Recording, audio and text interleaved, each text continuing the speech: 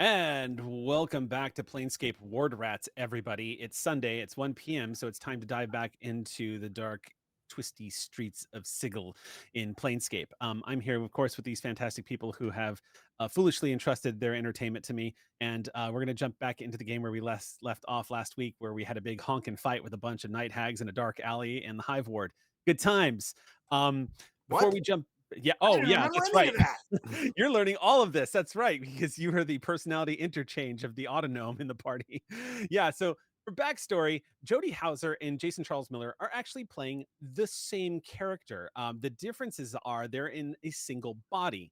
So every week they switch out, and they have made it a point not to tell each other what has happened in the previous game. So they both have a responsibility to not know what happened in the previous episode of Ward Rats. So this is going to be a very interesting episode for you, Jason. That being said, also above board, I just want to give everyone a couple of quick updates. First of all, I want to thank our sponsors, Idle Champions, who are big supporters of the RP community in general and are supporting the stream. So thank you so much for that. And I believe we have, I don't know, I could be wrong about this. I think there are codes that are given out. I think so. Yes, there are codes. I've heard. Were rumors. Okay. The other thing, real quick, we're updating our bit point system a little bit so that we do not get ourselves into a drag out boss fight every single session, because oh my god, you guys like to throw bits at everybody. So that's pretty amazing. Thank you for supporting the stream. We're updating that a little bit. So this week, 2,000 bits. 2,000 bits are donated to the stream. The entire party gets a point of inspiration between them to spend for every 2,000 bits that's donated. For every 6,000 bits, triggers a random encounter, which I roll out of the Planescape Adventures in the Multiverse core book. And then 12,000 bits. We're bumping the story point up to 12,000 bits because I'm going to activate the full power of the story point. Story points are mighty, and they're an option in the DM's guide for 5th edition Dungeons and Dragons. And what they do is allow the players to simply make something true. So, for example, Jason could be like, I'm going to spend a story point with the party's permission, and oh, look, I found a secret door that's going to get us out of this. Or you can spend a story point to unravel a plot. If you're gummed up on something, if you're having trouble unraveling the mystery, then you can spend the story point or a plot point to basically have your character have a moment of inspiration where they have a ye gods. They go to their mind palace, Sherlock style, and figure it out. Other things could be like spending story points to twist the narrative a little bit. So, for example, a hideous beast that you might be fighting, as the GM's guide likes to give as an example, you could spend a plot point to be like, wait a minute, this iron golem is actually a friend of ours that has been imprisoned in an iron golem body, and he recognizes us, which could end the combat right away. Like, wait, Larry? Oh my God, it's me. Like, you can have those moments where the players get to basically kind of be the DM a little bit and change the correction of the story. So story points are obviously very powerful. So that's going to be the update to the system. Do we have any questions before we get started? Anything that you want a clarification on? Good. Just so the audience knows, the party did level up. They are now, I believe you're all level 4 now, if I'm not mistaken. And when we last left off, level 14, yeah, let's go. Level 14, just all of a sudden, the plasmoid is just hulking out in the corner. Just, it's amazing. Yeah, Jason, we didn't tell you we leveled up to 14. Wow. I've been grinding. I've been playing Planescape Torment for the last week, so level up. So I've been grinding. Just translates over. Okay, so we're going to pick up where we left off in the alleyway, and this is going to all come as a bit of a shock as the Autonome's personality matrix suddenly begins to shift for whatever reason, as the chaos sort of infused inside of the two of you, and you blink into existence, your physical appearance changing a little bit as you resurface to the top of the psyche. Real quick, before we jump in, Jason, please describe how the Autonome looks now. Well, he's gone from being this armored silver paladin looking thing to slightly more diminutive golden,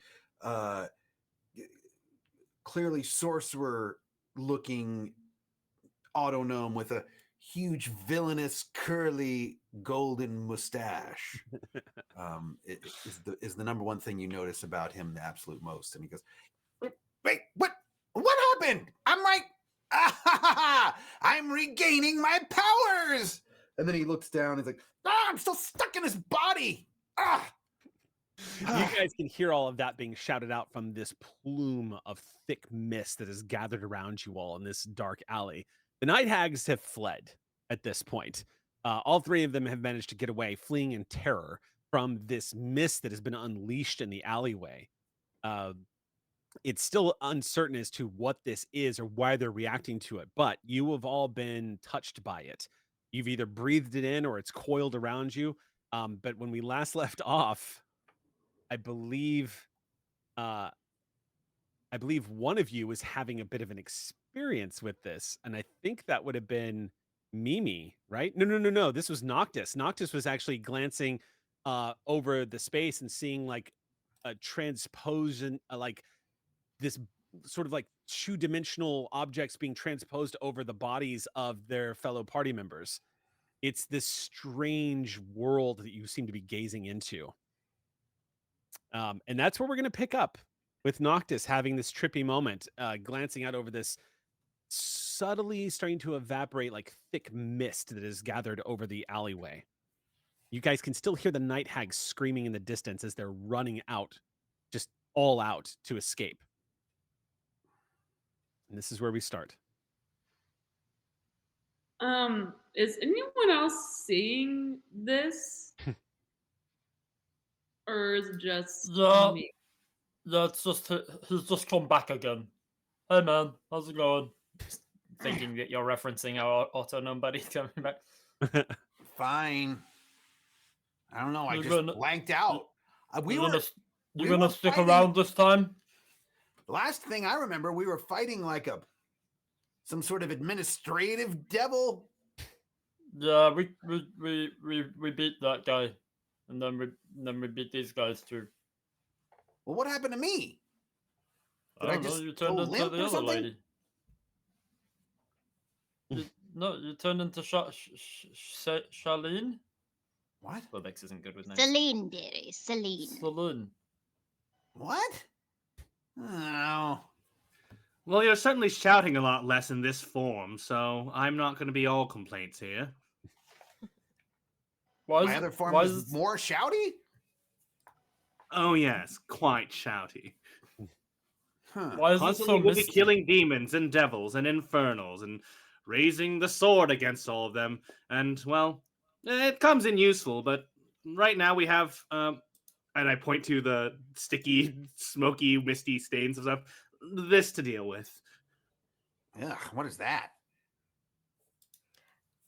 Is Teak able to stretch the sticky stuff to go pick up his box of pastries that he left under a rock Easy at enough. the Yeah, beginning of the alleyway? easily. I mean, it's not. It doesn't seem to be. Doesn't seem it's sticky in that it seems to be clinging to you, but it doesn't seem to be hindering you in any way. And your flight, your feathers and whatnot, you can still feel the updraft. You're not having difficulty moving, so it should be easy enough to go back and retrieve the most precious of items. Yeah, then Teak does that while everybody's bringing Grimble up to speed. Teak, as you swoop down and you're hearing the conversation, you do indeed find your pastries. As you go to retrieve the most precious of items, you begin to realize that you are having a very similar experience that Noctis is having. You blink for a second as those large owl eyes of yours begin to focus again, and you're starting to see this strange ambient glow around everything. It's almost like you're gazing into another dimension. You see these different versions of your companions transposed over each other. It's almost like they're moving slightly out of sync. Even your hands, as you glance down and look at your clawed feet, you begin to realize that you're actually starting to see a little bit of like an after trail of your astral self, which for you manifests quite potently, considering it's exactly where you transfer all your energies. So you're glancing at your hands for a second, and you can almost see a golden overlay around your hands that isn't normally visible. Okay, this would probably be very familiar for him. He's going to immediately open his box of pastries. Are there more than 4? No, there's still the same number that you had in there before. Thankfully, those haven't changed. Okay, he closes the box and puts it in his like in a secure little duffel as he's coming back and he's like waving I guess all four of his hands now. Yeah, it has that trippy effect where it's a little bit of a trail behind each one.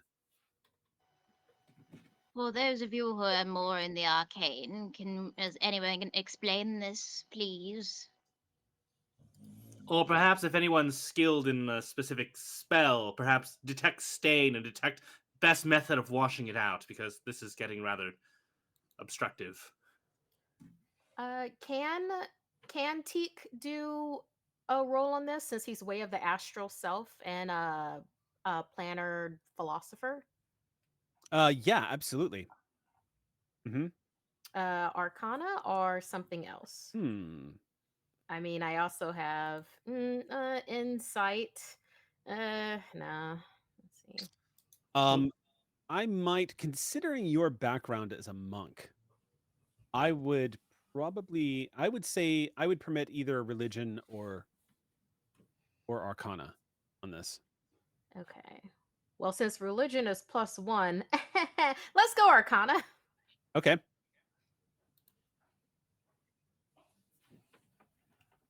Okay, I got a 16. Indeed, you did. Okay.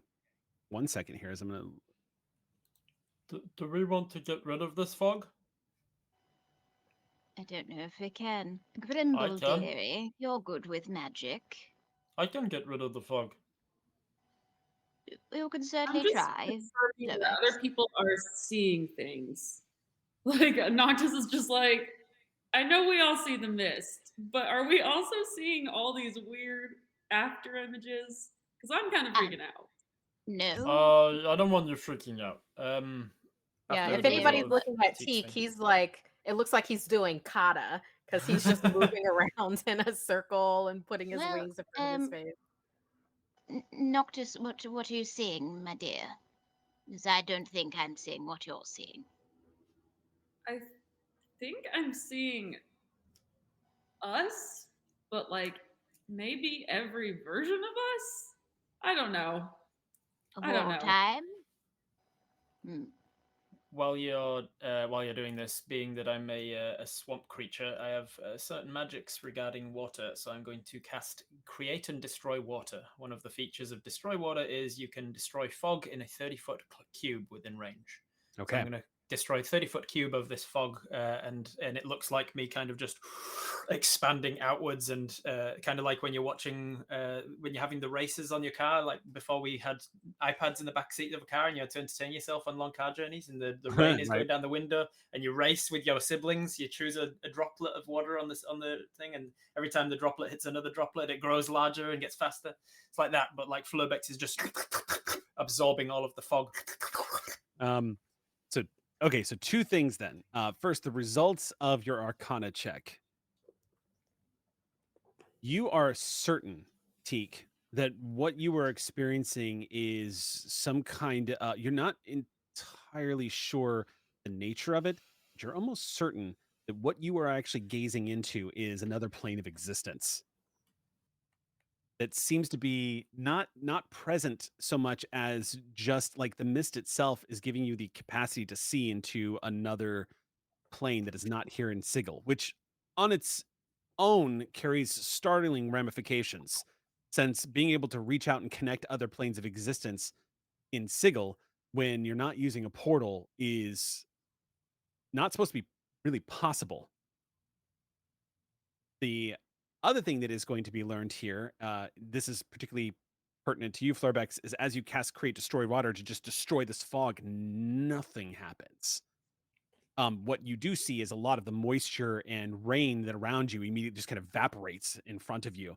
And the floor of this alleyway, in places where you can actually see the cobbled stone as this fog is starting to part, you see the water evaporating from that as well. You see it being destroyed outright as you've described it. The fog itself seems utterly unaffected. This isn't fog. This isn't water. Right now, my friends, what is happening? this has happened to me before when I had a particularly scrumptious limited edition uh, pastry from a realm of a different existence. We are connected to another realm. This magic is magic that I have seen before, but not for a very, very long time. It was a pastry made out of the most succulent mushrooms I have ever had before. This is a wondrous moment, and we are all sharing it together. I Um, wish we were sharing it together. I do miss my I'm not days of saying this. mushrooms. Grimble, do you know this arcane could just, I don't know, crossway? Yeah, I'm not sure. Can I make an Arcana check to see? Yes, you can make an Arcana check, and actually, Mimi, you can actually make a history check or a religion check, however you want to rationalize it. But there is a part of you that might actually also sense what this is.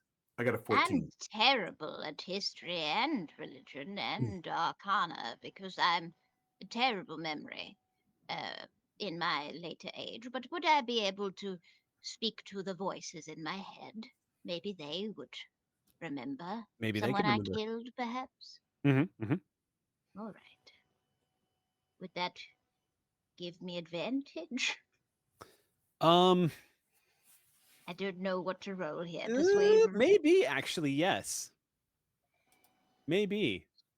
Considering 1 second, let me look at your character sheet because that actually is a fairly solid argument to be made as to why. Oh, hold on. It's sort of flavoring, less like Yeah. goals, but they I'm gonna say teach yes. me things. All right. I'm gonna say yes on this because I can actually rationalize why that would be. I could All see right. it. So persuasion to try and convince one of them to tell me. Yeah, no advantage on that. Okay. But yeah. Got it.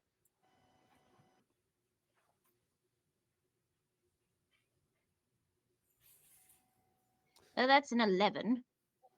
Um the voices that respond that you hear echoing in the back of your mind, it's difficult to make them out, but you get a sense of confusion, like they themselves don't fully understand. Like they themselves are trying to understand what it is you're experiencing. Stop all talking at once. Yes, I get it's confusing. I'm confused. And at this point, I think I'm going to have everyone make a perception check. That's never bad. I know.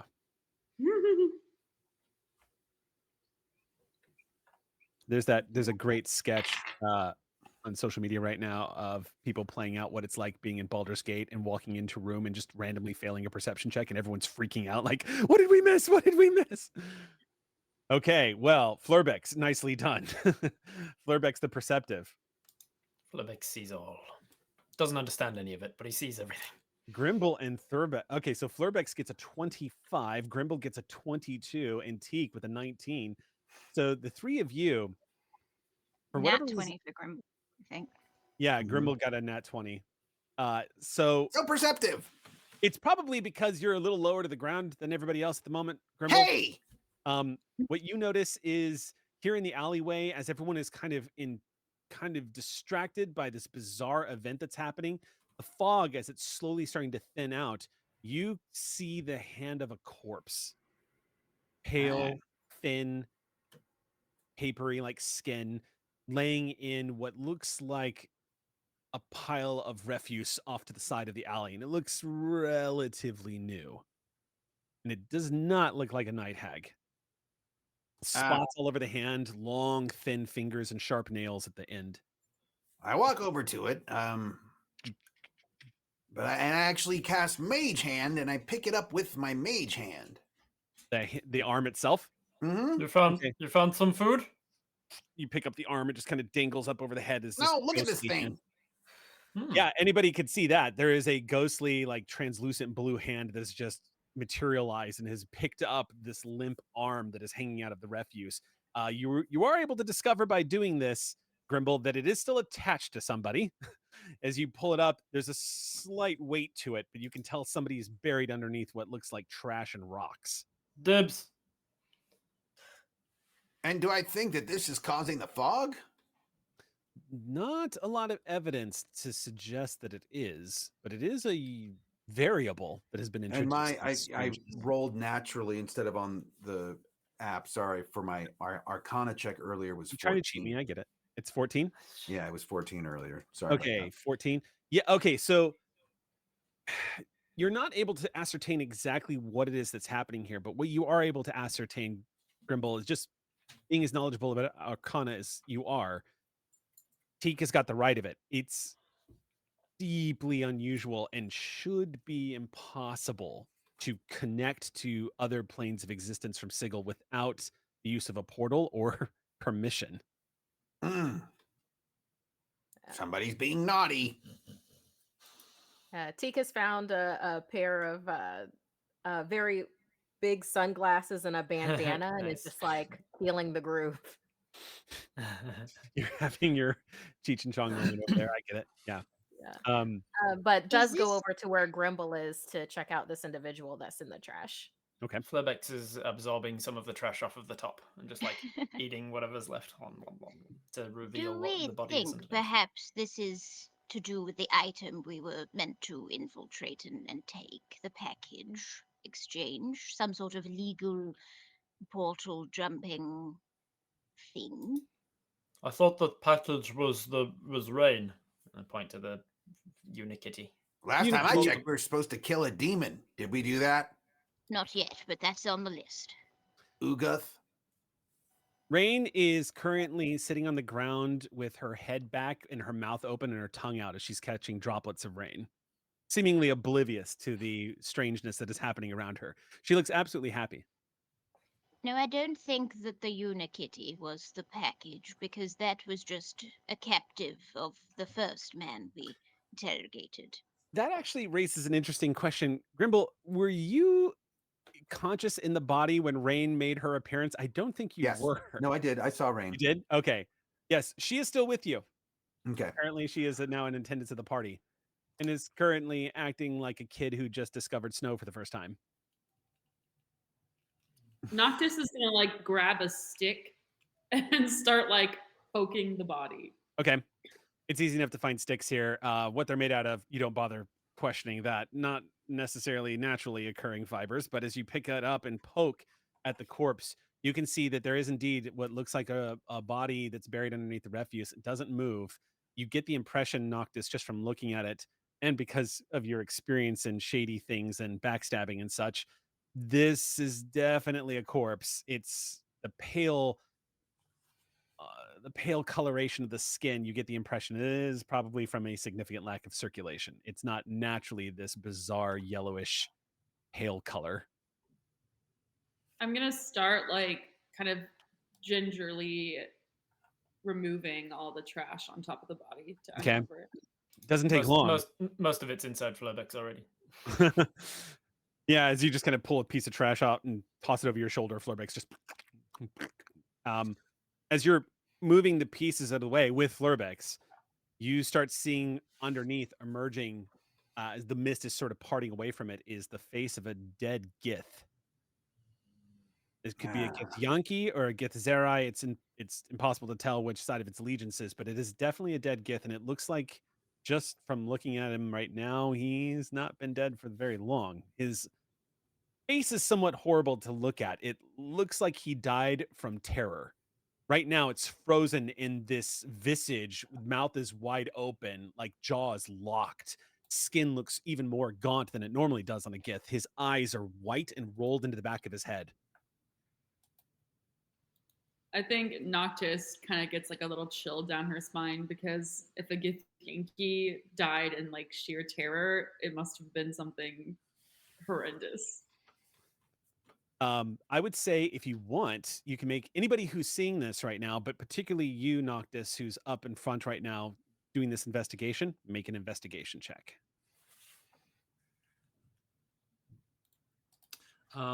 Since I rolled perception so low earlier, I feel like I'm just worried about how to get this stuff out of my clothing. Okay. Yeah. So I could use my mage hand to kind of like smush it off. No, that just rubs it further into the fibers. Don't you dare. Oh. No, wait, let me just help. And then his mage hand goes over and totally does exactly what he said. It smushes it more into the fabric. But I'm helping. You are evil. I'm slap fighting the mage hand up. You're very much not helping. Fine. So Flurbex with a 17 and even Noctis with a 12. Here's what you both learn. Noctis, you learn one fact. What question? You can ask one question here, and then Flurbex, you'll get 2. So what would you like to know about the corpse? Can I pick his pockets? Sure. That wouldn't be your question, but you can absolutely pick his pockets. Okay, pick your pocket. Shannon's got priorities here. That's a good question. Let me see. Do I see any wounds or injuries on him? Oh, so you want to basically know how he died? Yeah. Okay. You do a quick once over looking for wounds and injuries. You do see a couple of scorch marks or burns. It doesn't look like it's from fire though. It looks like from impact, which is interesting enough, like friction burn, not so much as being lit aflame. You come to the conclusion that this poor Gith was probably killed by the night hags. And it's likely that his state that he died in is because night hags are known to induce nightmares in their victims. That's what you're able to, and then you'll get to picking his pockets here in just a sec. Flurbex, you get 2 questions. Flurbex has eaten his fair share of carcasses of various different things in alleyways throughout his time in Sigil, and so he knows roughly the state of decay and how long things take. And so he's going to devour a little piece of this man's foot and ascertain from that exactly how long ago did this guy die. Flurbex, I thought we agreed no eating people. He's not people anymore. He's a thing. Ah, that's gross. And I'm evil. That needs to be on a mug. All right, Flurbex. So as you get gently admonished by Noctis, you just kind of start slowly digesting this Gith's exposed foot. You get the impression he's probably been dead for less than an hour. It's pretty. So it was right here before the hags, yeah. Yeah. And is there anything? I think Noctis might get this from picking the pockets, but is there any indication that he was? My second question is there any indication that he was robbed or anything was taken from him before he was killed? Yeah, that would tie into Noctis picking the pockets. Yeah, you definitely get the impression that he was rummaged through. So he was, So he was here to make the deal. They took what he was here to make the deal from, and then I'll give you this much. You get the impression that the killing of this Gith and the looting of the Gith was interrupted. So probably by you guys is kind of your instinct. But this guy was making he was here being looted by the hags when we arrived. So he's very recently dead. He's very fresh. Maybe all this list is from him. Does anybody want it? It's very fresh. No, my love, you can have everything. It's fine. Are there anything in his pockets, though? Yeah. So Noctis. He might eat it. Noctis, in the pockets, you find... First thing you find that would mean something to you, Noctis, is you find what looks like 3 rungs, like 3 little circles that were probably used to hold vials that are empty. The next thing you find is 120 platinum, along with 18 gold and 4 copper. He had some serious coin on him. You find an old set of gambling dice. And there are 2 potions. One of them is deep red and the other one looks like this strange gray color that occasionally flickers and seems to fade out and back in again. And there's a letter that is laying outside of his body. You almost miss it. It looks like it was pulled from his pouch and was dropped carelessly next to him, but it looked like it was part of the trash. With your roll, though, you spot that it's probably belonging to him. Okay, I'm definitely gonna take all of that. Okay. um, Take all. Transferred yeah, inventory. take Yep. all. Press the triangle. Yep. And then I'm also gonna look at this letter. Okay. You all see Noctis, her brow furrows for a second. She picks up this letter. Reading it, it says, Gulnith, I understand your worries. No one takes you for an addled cove Burke or some leatherhead clueless. The dusters don't know what it is they're buying. Make the sale and be done with it. Don't try to peel them and you'll be fine. And don't ask any more questions. You know better than any cager what happens to those who try to bob the unscribed. Find me in the Vulture when you're done. This is an easy courier run. Don't pike it up. And it's signed Balthian. And I will cut and paste that into our Discord chat for everybody to be able to reference.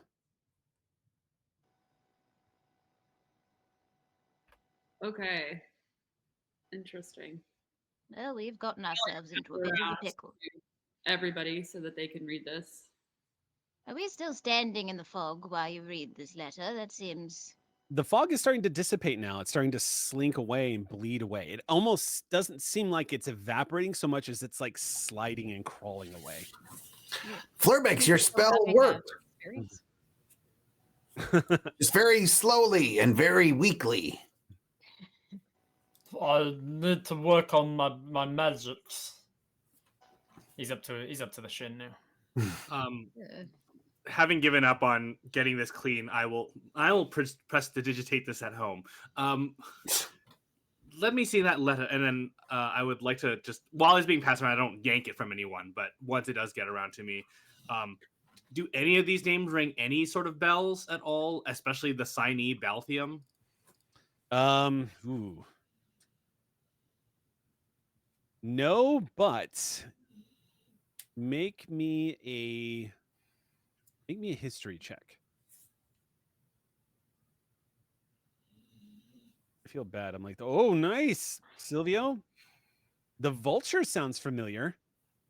You're pretty sure the Vulture is an establishment in the lower wards. You've heard of it before. It's an up and coming gambling hall. The Vulture. Find me at the Vulture. This Balthium person is waiting at... I don't go to these establishments, and not simply because I can no longer afford so. But there's a gambling den by the name of the Vulture that we may find what exactly was taken or what exactly was sent in the first place. And this Balthium might be the person to ask. Oh, yes, is it I remember common- the Vulture. Is it common knowledge what the unscribed are? That is an excellent question. Go ahead and you can make me pretty much any int check you want to try to pull upon your knowledge to find out what the inscribed are. That could be history, religion, you name it. Whatever your strongest one is to All try of to... those are going to be the same because, Teak is, he's more streetwise than he That's fair. is book-wise. That's fair.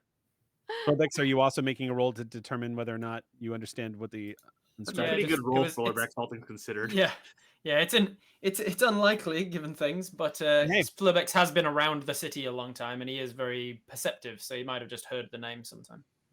No. Could an So Arcana check do it? you could try making an Arcana check. Oh man, I didn't even see Arcana. Of course, it's INT. Why did I do religion? Oh, no. Oh well. 17. Grimble,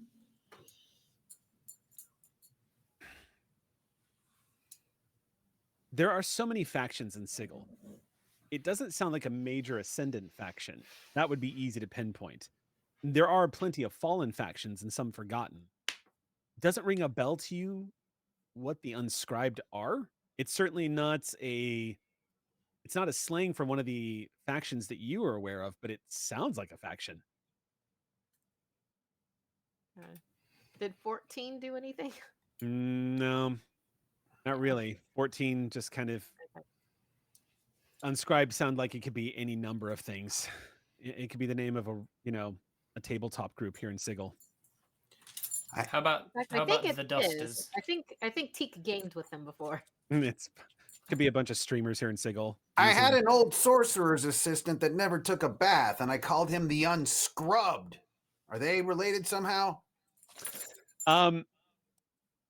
This is taking place in the Hive Ward, Grim, so it's entirely possible. I mean, not everything is very clean down here. I feel like what about would know about the vulture. It sounds like a place that she would have heard That's a of. fair case to be made. Yeah. I tell you what, you can make me a history check if you'd like, and I'll give you advantage on that roll. That's a solid case.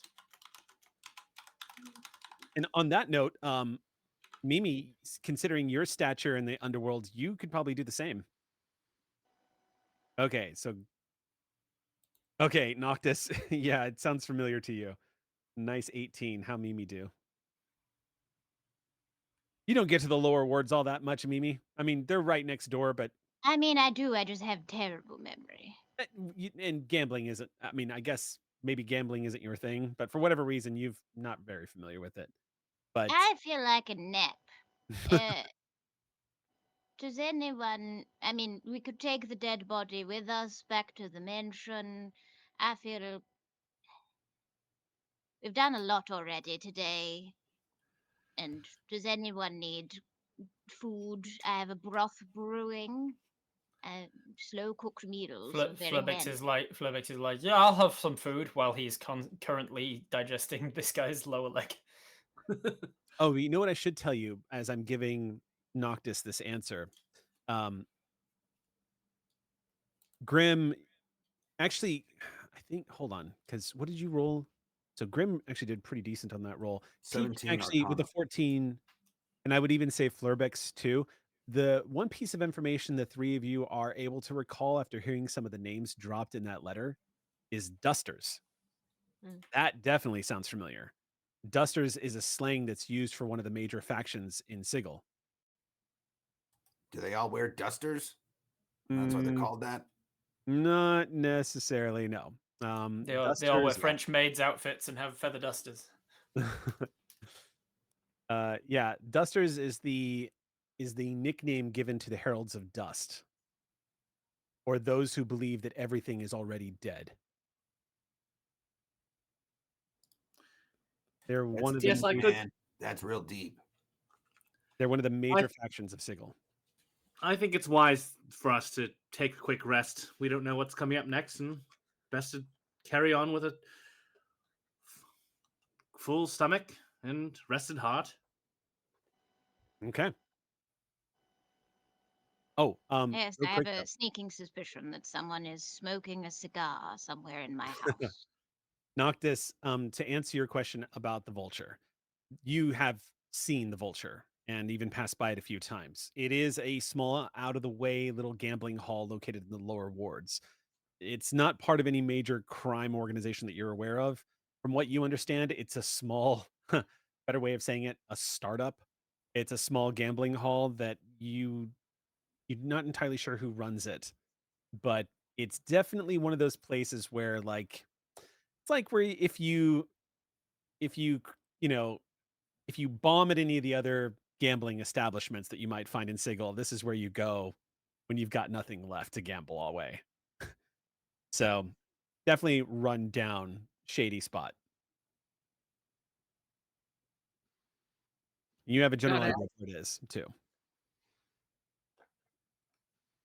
All right. Well, I've heard of this place, the Vulture. I've seen it on my runs. Is We it should one of stop those by. trendy places you go to? No, not trendy at all. It's pretty gross, actually. Just a bunch of Well. sad losers. But sad losers are dangerous. That is very true. Well then, come on, let's go. Real quick, just a bit of housekeeping. There is the 120 platinum, the 18 gold, and 4 copper, a set of gambling dice, and 2 potions that are unidentified, along with the letter. Oh, So Did Noctis give or tell us that she found the money? Because I don't know. well, I don't think she was, unless she corrects me here, but I don't think she was hiding what she was pulling out of the pouch.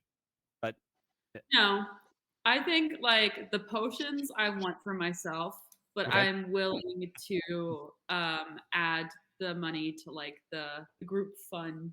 party Yeah, I coffers. mean, with the exception of Silvio, who was focused on his stains, everybody else was literally looking at the corpse while she was looting it. So it would be hard for her to hide Yeah. it from us.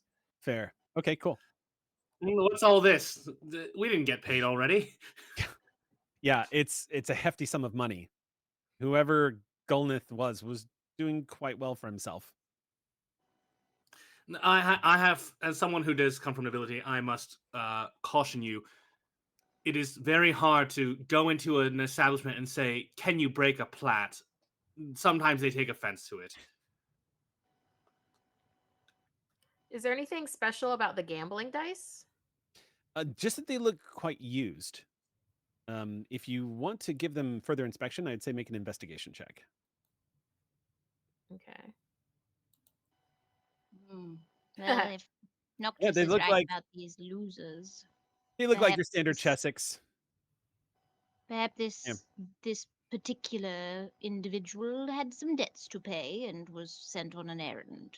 That would be my best guess. Anyway, Yeah. Should Teak is we? just like has the gambling dice and is just like tossing them up and down in his claw. They're totally normal and regular to him. Is Teak still tripping out? You are all still experiencing that strange vision.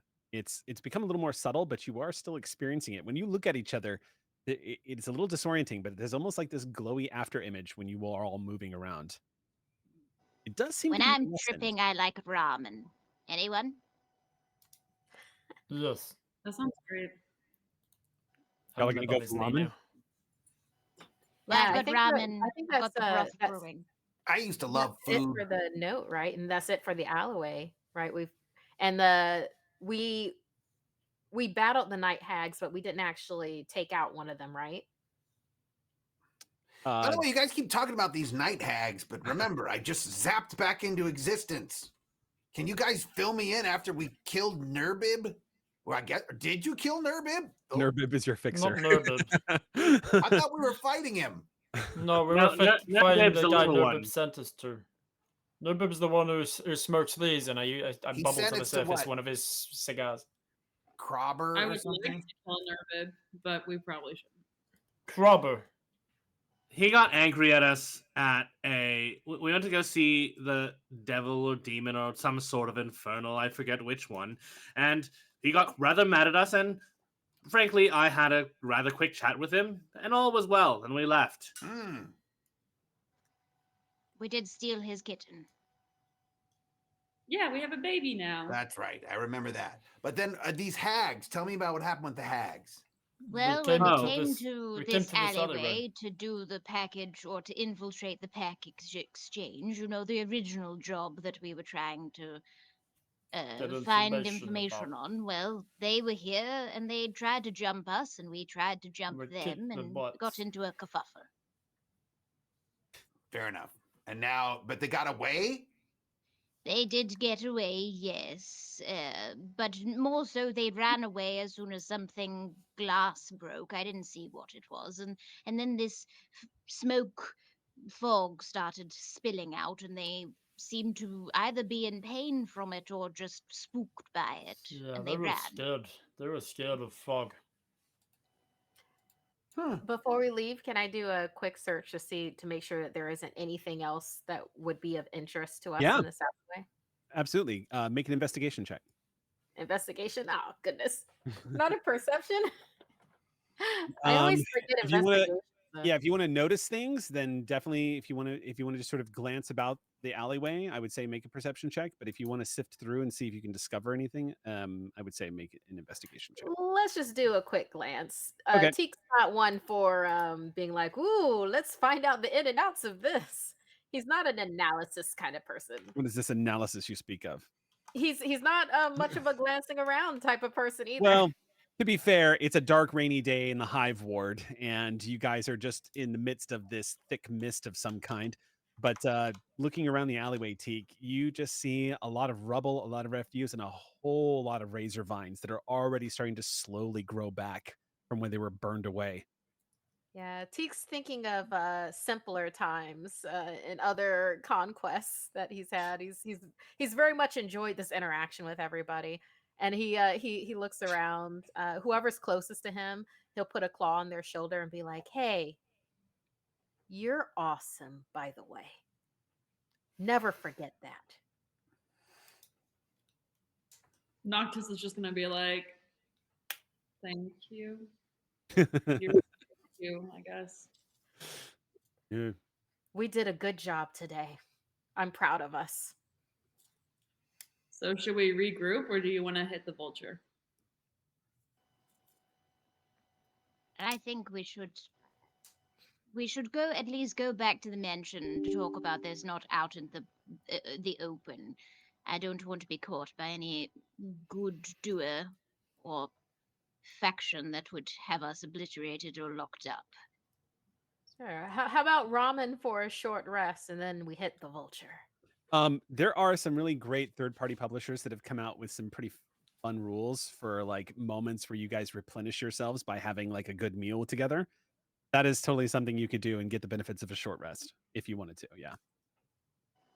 There's just a quick montage of like this big Mad Hatter table, like dining table style, with all of us around sharing ramen, and Yeah. taking a short rest at the mansion, and then we pick back up again. Like hijinks and montage, people slurping ramen up, and then it cuts Yeah. to Flurbex, and I'm still eating this guy's toe.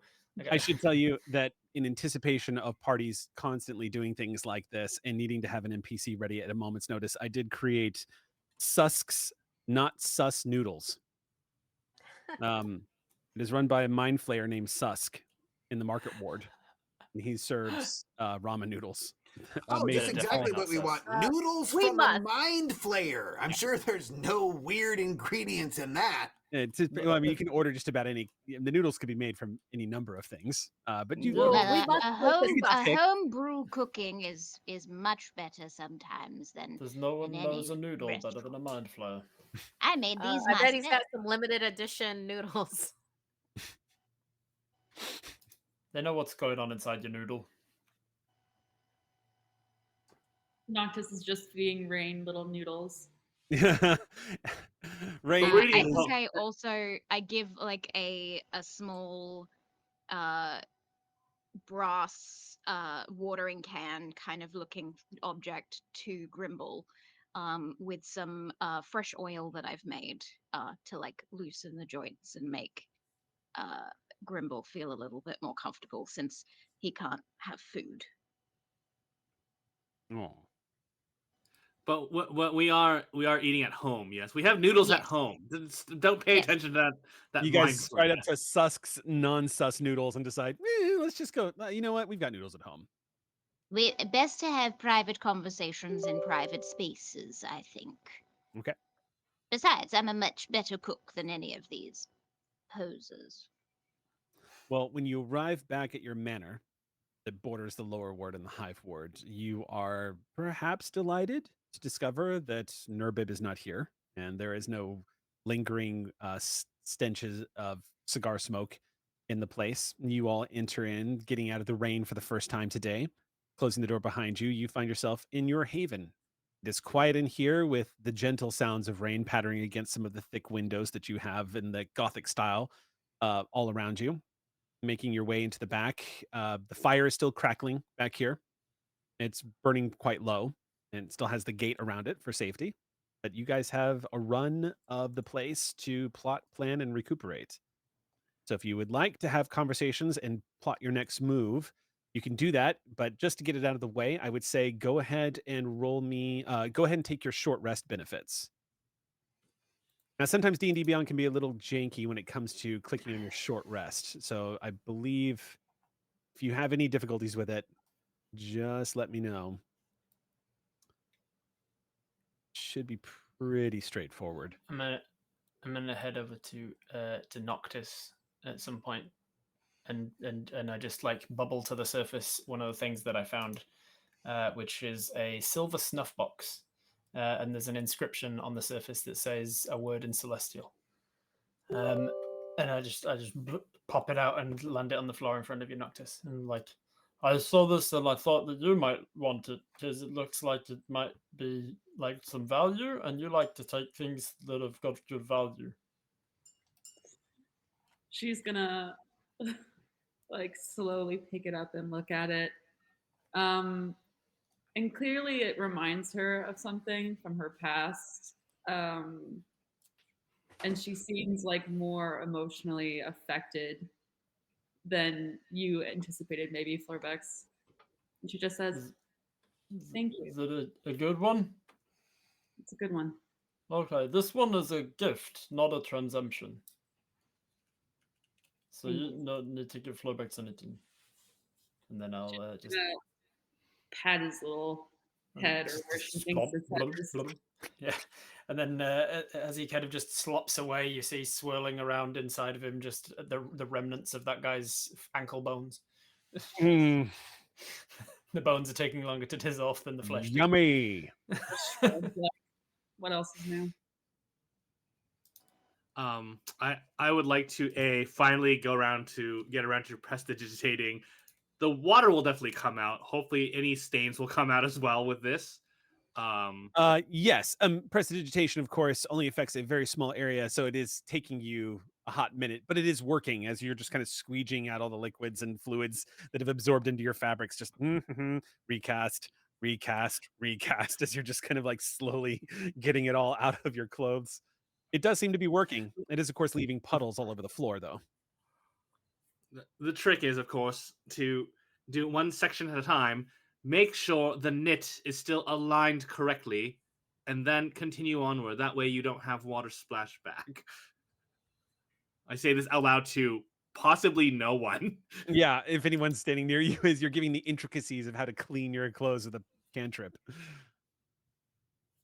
Following that, once that's done, I will take to the viol and play Sherlock style, Sherlock Holmes, any interpretation style, Near the to fireplace. just think and figure it out, what to do next. Mind Palace. Again. Gotcha. Okay. Well, what are we all thinking? I say as we're sitting around a table eating ramen. This Should would be- we go tonight, or should we take a longer rest and then? I feel like people hang out at bars at night. That is true. Yeah, Pub, taverns. Though who knows, with the way light and temperature work in Sigil, maybe people prefer a time between, what is it, peak and anti-peak? It's hard to understand when is appropriate to drink here. Personally, it seems like always.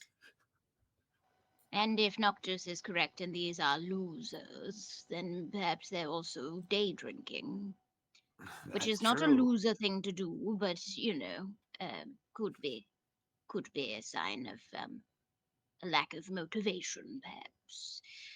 But here's my thoughts on the matter. I'm a little surprised that Nurbib isn't here.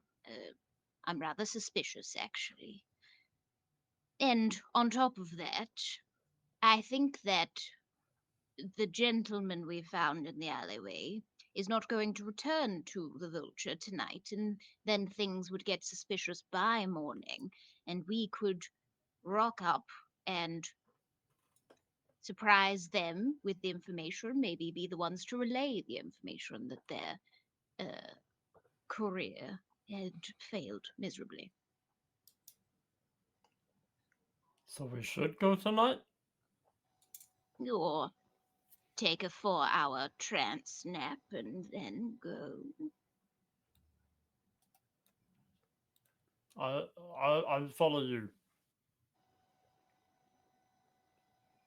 I get the feeling Anyone? that this Balfour guy is not going to be waiting too much longer for the gift to come back. So we should probably go as soon as we can. On one hand, I agree that we should make haste if we are to as I'm playing. Make haste as we are to intercept whoever this is. However, I must say that as a cautionary measure, if we go now, I am going to be less prepared than if we went tomorrow, if anything should occur. Make haste while the sun shines. Or whatever it is up there And that's it's- shining. and I'm it's raining. still quite not sure what it is. Scholars have long wondered, but there is But no wait. sunrise or sunset in Sigil. So this land is There flat. there isn't anything Quite the else contrary, you important can that we're look gonna straight miss, up is and there? see the rest of the city right above your head, as Oh. the We're entirety in of the, Sigil looks we're like in the the inside inside of a tire. of a tire. It is almost as if it is a world in the shape of a ring. I couldn't come up with a license-free name for such an idea, though, so I will leave it at that. It's Balo.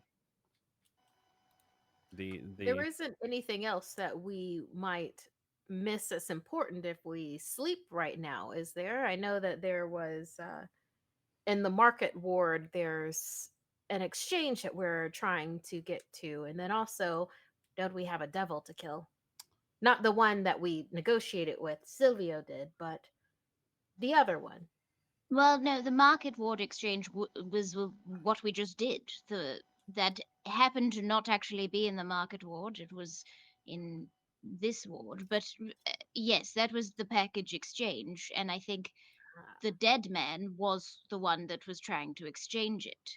So But it seems really, that's there is no longer a job, is what I'm hearing. Then I'm hearing we should get paid. But we didn't Yes. get need the So wait, we don't have a package. demon to kill anymore? We do have I a mean, demon. that demon will to kill. We always have a be new there, demon. I think. Until we kill him. I think it's optional. Well, according to the Dusters, he'll be there after we kill him because everyone's already dead. Oh yeah. Right? So Yes. we don't need to kill him. He's already Anyway, dead. so that- We already killed him. Boom. They should just pay us Are now. We need to get paid.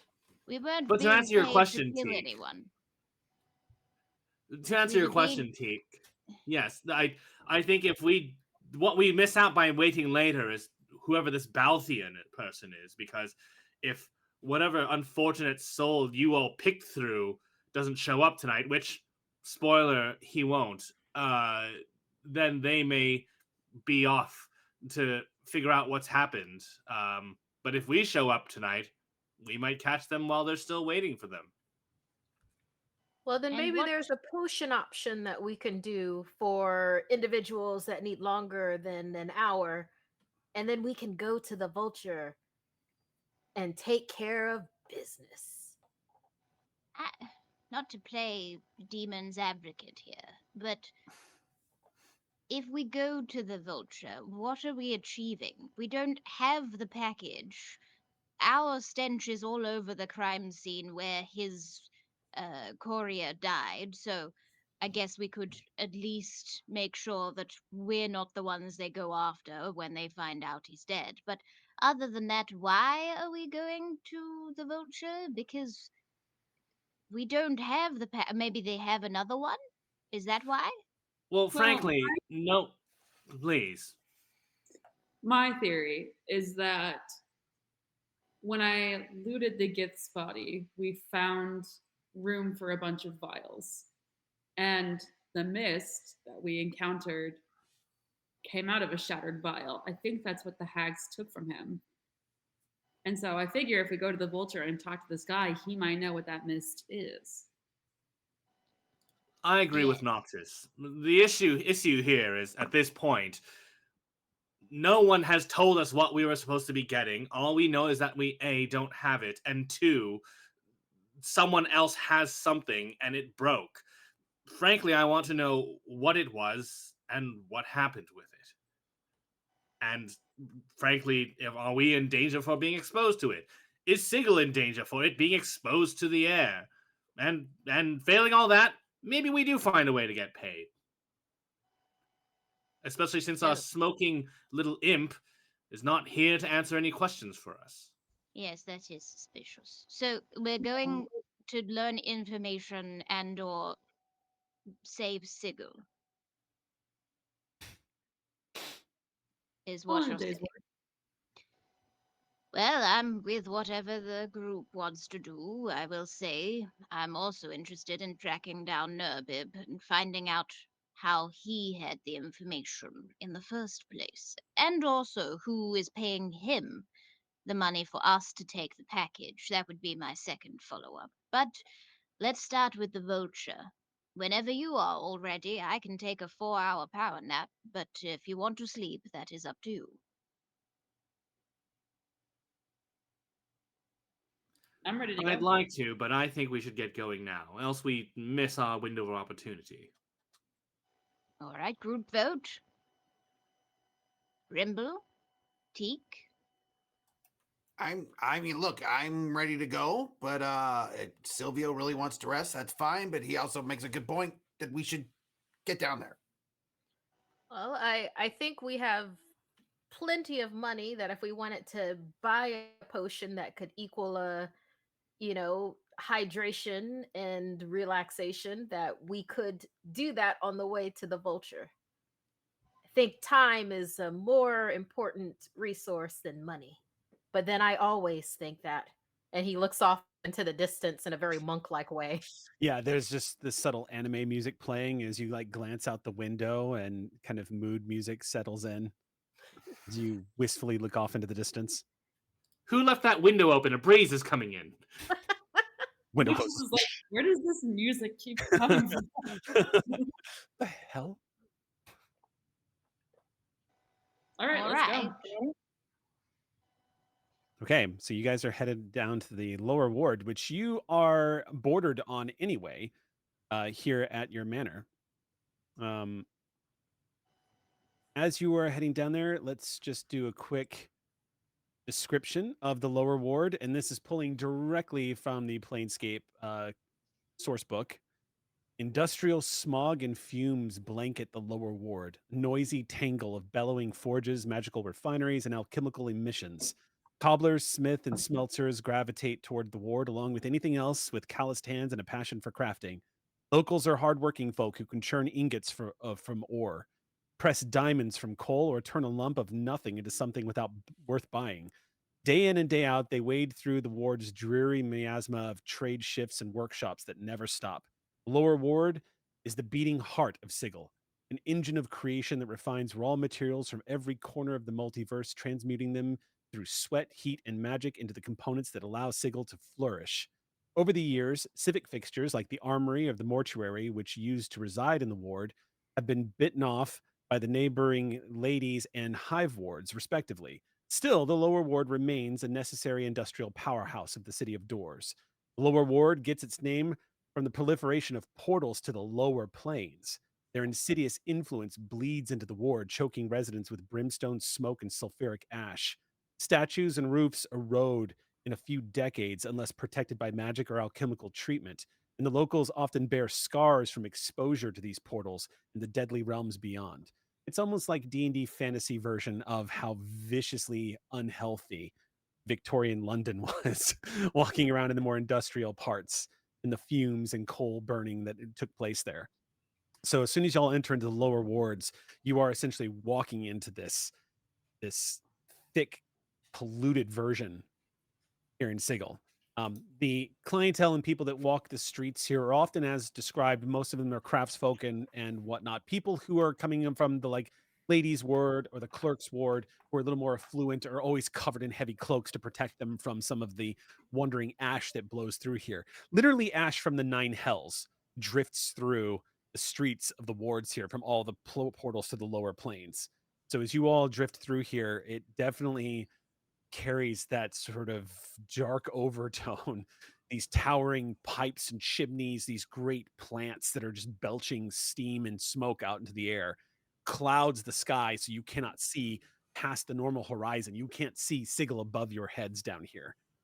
But this place is bustling, and it doesn't carry with it the same sort of run-down atmosphere of the Hive Ward. Here, things are a lot more active, and the crowds are a little thicker too. So you guys find yourselves muscling through some of the people wandering through the streets and calling out to each other and doing business. Like whenever Flurbex enters the lower ward, you'll see any of the bubbles that are sort of just gently kind of moving through him cease, because as a plasmoid, I can hold my breath for an hour. So I just like, Flurbex doesn't like to bring the smog into himself, so he just kind of stops absorbing those bubbles. That's fair. Okay. Noctis kind of loves this because all the smoke and ash and fog, it's like camouflage for her. She can just slip in and out. So you can Lots see of that shadows. she's Yeah, comfortable. Teak Okay. naturally goes into stealth mode. Okay. Are there any shopping stalls or anything to get any kind of potions? If you wanted to go potion shopping, you can definitely find there's primarily the bulk of all shopping is done in the market ward, not surprisingly, but that doesn't mean you can't find the occasional street seller from time to time in Sigil.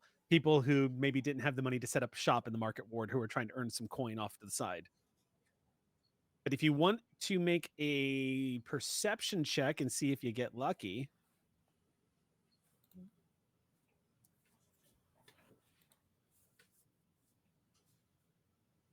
Not bad.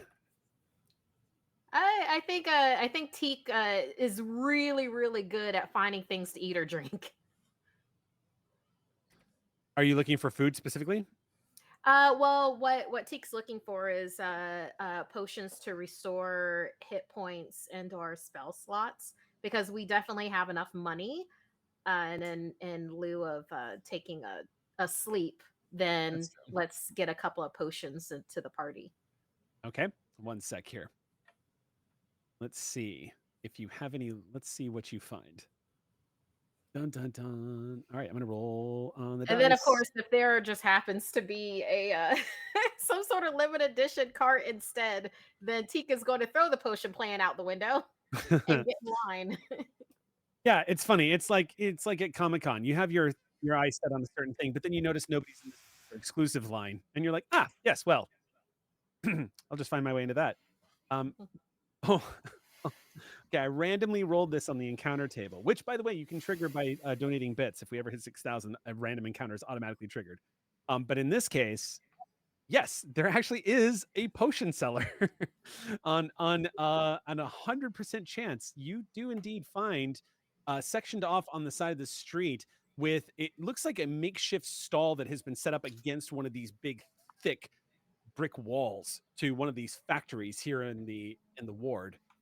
This stall is about 4 shelves high, mixed with all kinds of bizarre, intricate, and unique looking spell components and bubbling potion vials and whatnot. Standing next to it, causing a little bit of a clinching effect, is what looks like a night hag dressed in what would appear to be leathers of different kinds of animal types, as well as furs and cloaks just drenched over her, as she is just nodding to people as they walk by. Someone stops and she's having a conversation, but as you're approaching her, Teak, there is this sort of like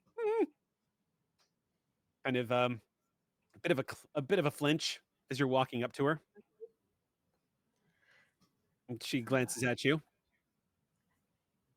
Hello. I am called Teak, and you are? You can call me Boney. Boney Mama. Yes. I have Here met for some many beings. potions, dear. Here to shop for things to drink. That's a solid hag name. Solid hag name. Thank you. Thank you, dearie. Thank you. My, aren't you a shiny little thing? She glances at you and scratches at some of the furs, the tufts of hairs that are coming off of her chin. But you know what? I taste terrible. Oh, I have no doubt. I have no doubt. I have flown through many realms and studied many things and spoke with many beings and eaten many things. Oh, But I a bet night your hag brain like is you, very large. I'm sorry, I've night- interrupted you. yes, a night hag like you are a beauteous being, Will you sell us some wares, oh Bony Mama? Why, of course, love. I'll be happy to. What are you in the market for? He's going to go into specifically what he's looking for with spell slots and hit points and the such. And then at the tail end of that, he goes, "Or anything else you only have one of, and there's none other sold anywhere else."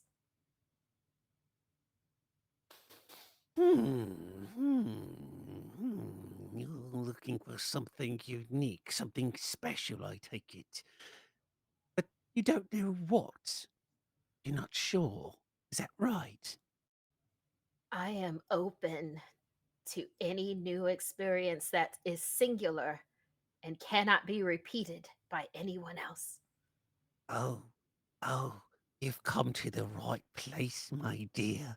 I could create things, turn them into liquid form, and have you drink down something truly extraordinary that will change your feathery little existence forever. And Tika's just kind of like,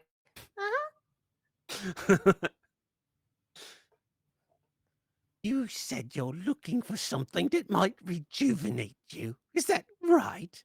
Looking for something to refresh you, perhaps? uh, for them, yes. Oh, for For all them. of us, yes. Well, for all of you, then.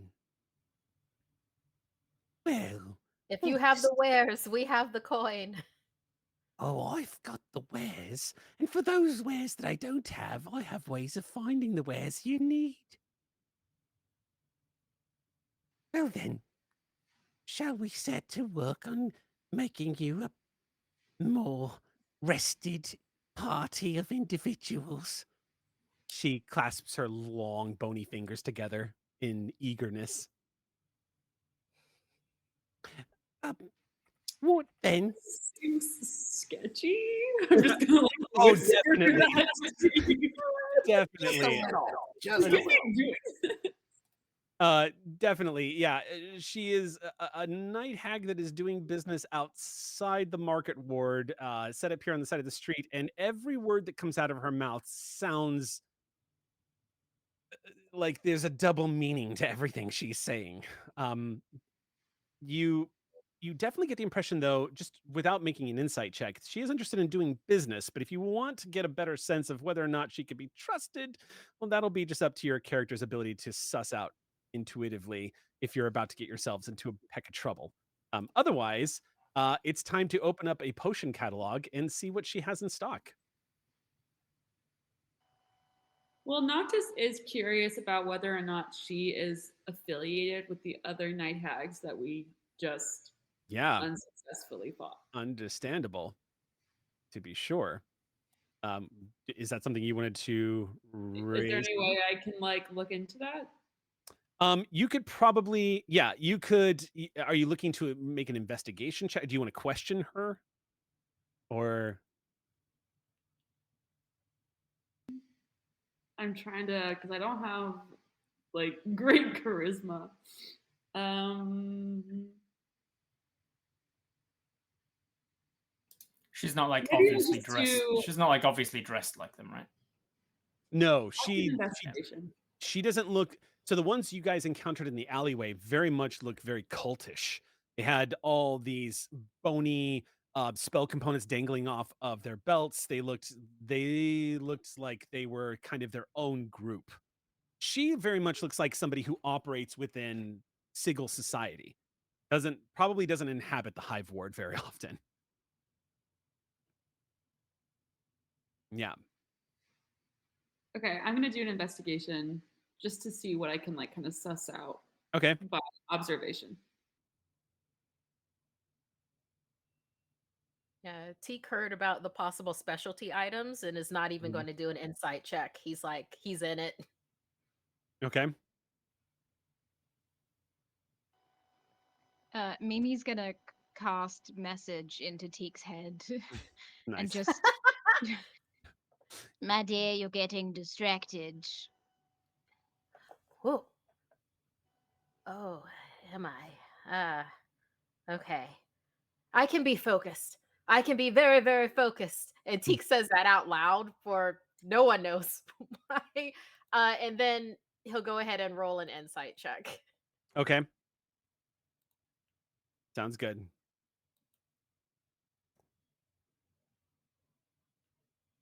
Okay, nice, Teak. Goodness. And Noctis.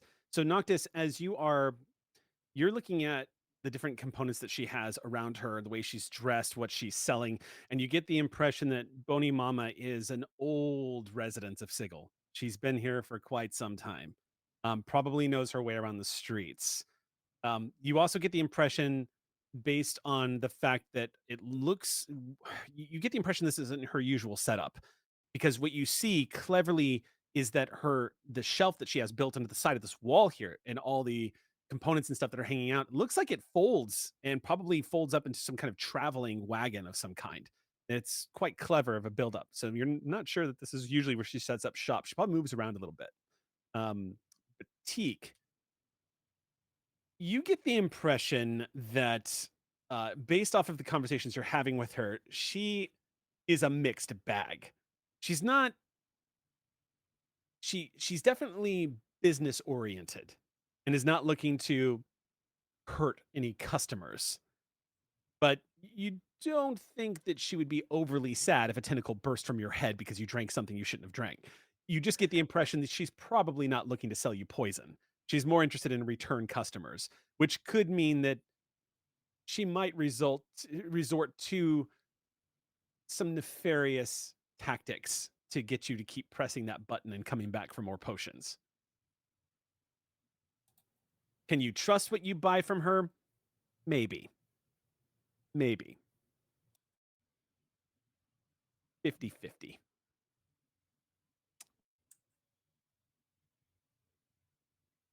Well, Teak is wise. Teak is not smart.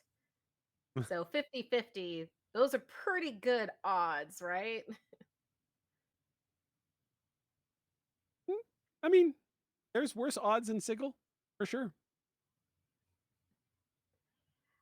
Um, can he send anything back to Mimi? I think message lets you send one. You can Lets you reply. Yeah. Is it up to 25 words or? Just the Yes, letter it is. K, just by itself K. Mm. uh, I completely understand you. I'm focused in here.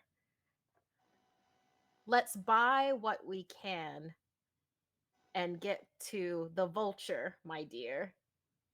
I don't know why rhyming, and then that's it. Cuts off. Well, I leave it at that. I assume Teak is going to do the right thing and not spend all of our party funds on potions that make no sense to buy right now. But I'm not going to send another message. I trust that that's going to happen. Okay. Well, in that case, she is going to produce a potion for you.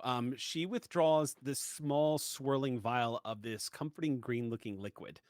She pulls it from this case that you're pretty sure is made from what looks to be two different types of skulls that have been glued together. She pulls it out, pulling some of the moss off it, and swats aside what looks like maybe a centipede that was crawling up her arm as she's pulled it from this thing. She goes, "Just stop that. There we are." She holds it up and looks at it with a twinkle in her eye, and she says, "Here we have a potion. I've got one that I can give, of course, for the right price. And do be mindful, I don't like to spend my days haggling on the streets. I know what my wares are worth. This Haggling. After like 30 minutes of holding his breath, he just yeah, just cut this to an moment hour of from now, and Floorbeck's like, haggle, haggle. It's like, yeah, I was gonna make that joke. mhm. So she pulls out, this is a potion of watchful rest. When you drink this potion, you gain the following benefits for the next 8 hours. Magic can't put you to sleep. You can remain awake during a long rest and still gain its benefits. The sweet amber-colored brew has no effect on creatures that do not require to sleep, such as elves. She holds that out and says, This is about the best I can do for you. Only so much can replace a good natural rest, unfortunately. Of course, if you want, I could happily put you to sleep. She slowly turns as a smile cracks across her face. Make you sleep real nice, my lad. There'll be none of that. Careful now. Only trying to help, trying to make the customers happy. Mm-hmm. And Any other potions? how much for the potion of watchful rest? This I'm willing to part with 450 coin of the gold variety. Can you break one coin that I have that I have been carrying around forever? It is a plat. A single platinum? Well, then you'll be about 140 gold short, I'm afraid. Oh, a platinum is 10 gold, dear. 10 gold. a platinum is 10 gold. Oh, okay. Then no. Give me a moment. Teak like fluffs up his feathers and to like kind of hide like his small body, and he turns to Mhm. Noctis and then just like looks up into her face with like big Pleading. eyes. Wait, what do you want? Oh no. You you have the money, yes? Oh, I thought I just distributed it. I mean, I'll hold on to the money, sure. Uh, yeah, how much do we need? Um enough We to need cover 15. We need 15 platinum. Mhm. 15? Okay. 15 platinum. I can't remember how much we got. Can you remind us how much we got from the Gith? If I it's written can. somewhere. Yeah. The Gith on them had 120 platinum, Hey, I got 18 it. gold, and 4 copper. There you go. Okay. Then I'll hand over the platinum, like being very mindful not to show the hag how much we have. Okay. Good call. So, following your instincts, you decide not to let on to how much buying power you have and kind of slide that coin over to Teak. Teak, you hand over the coin. Teak She, does it very begrudgingly, like counting out each coin and checking and like looking up at the hag until Okay. the full amount is there.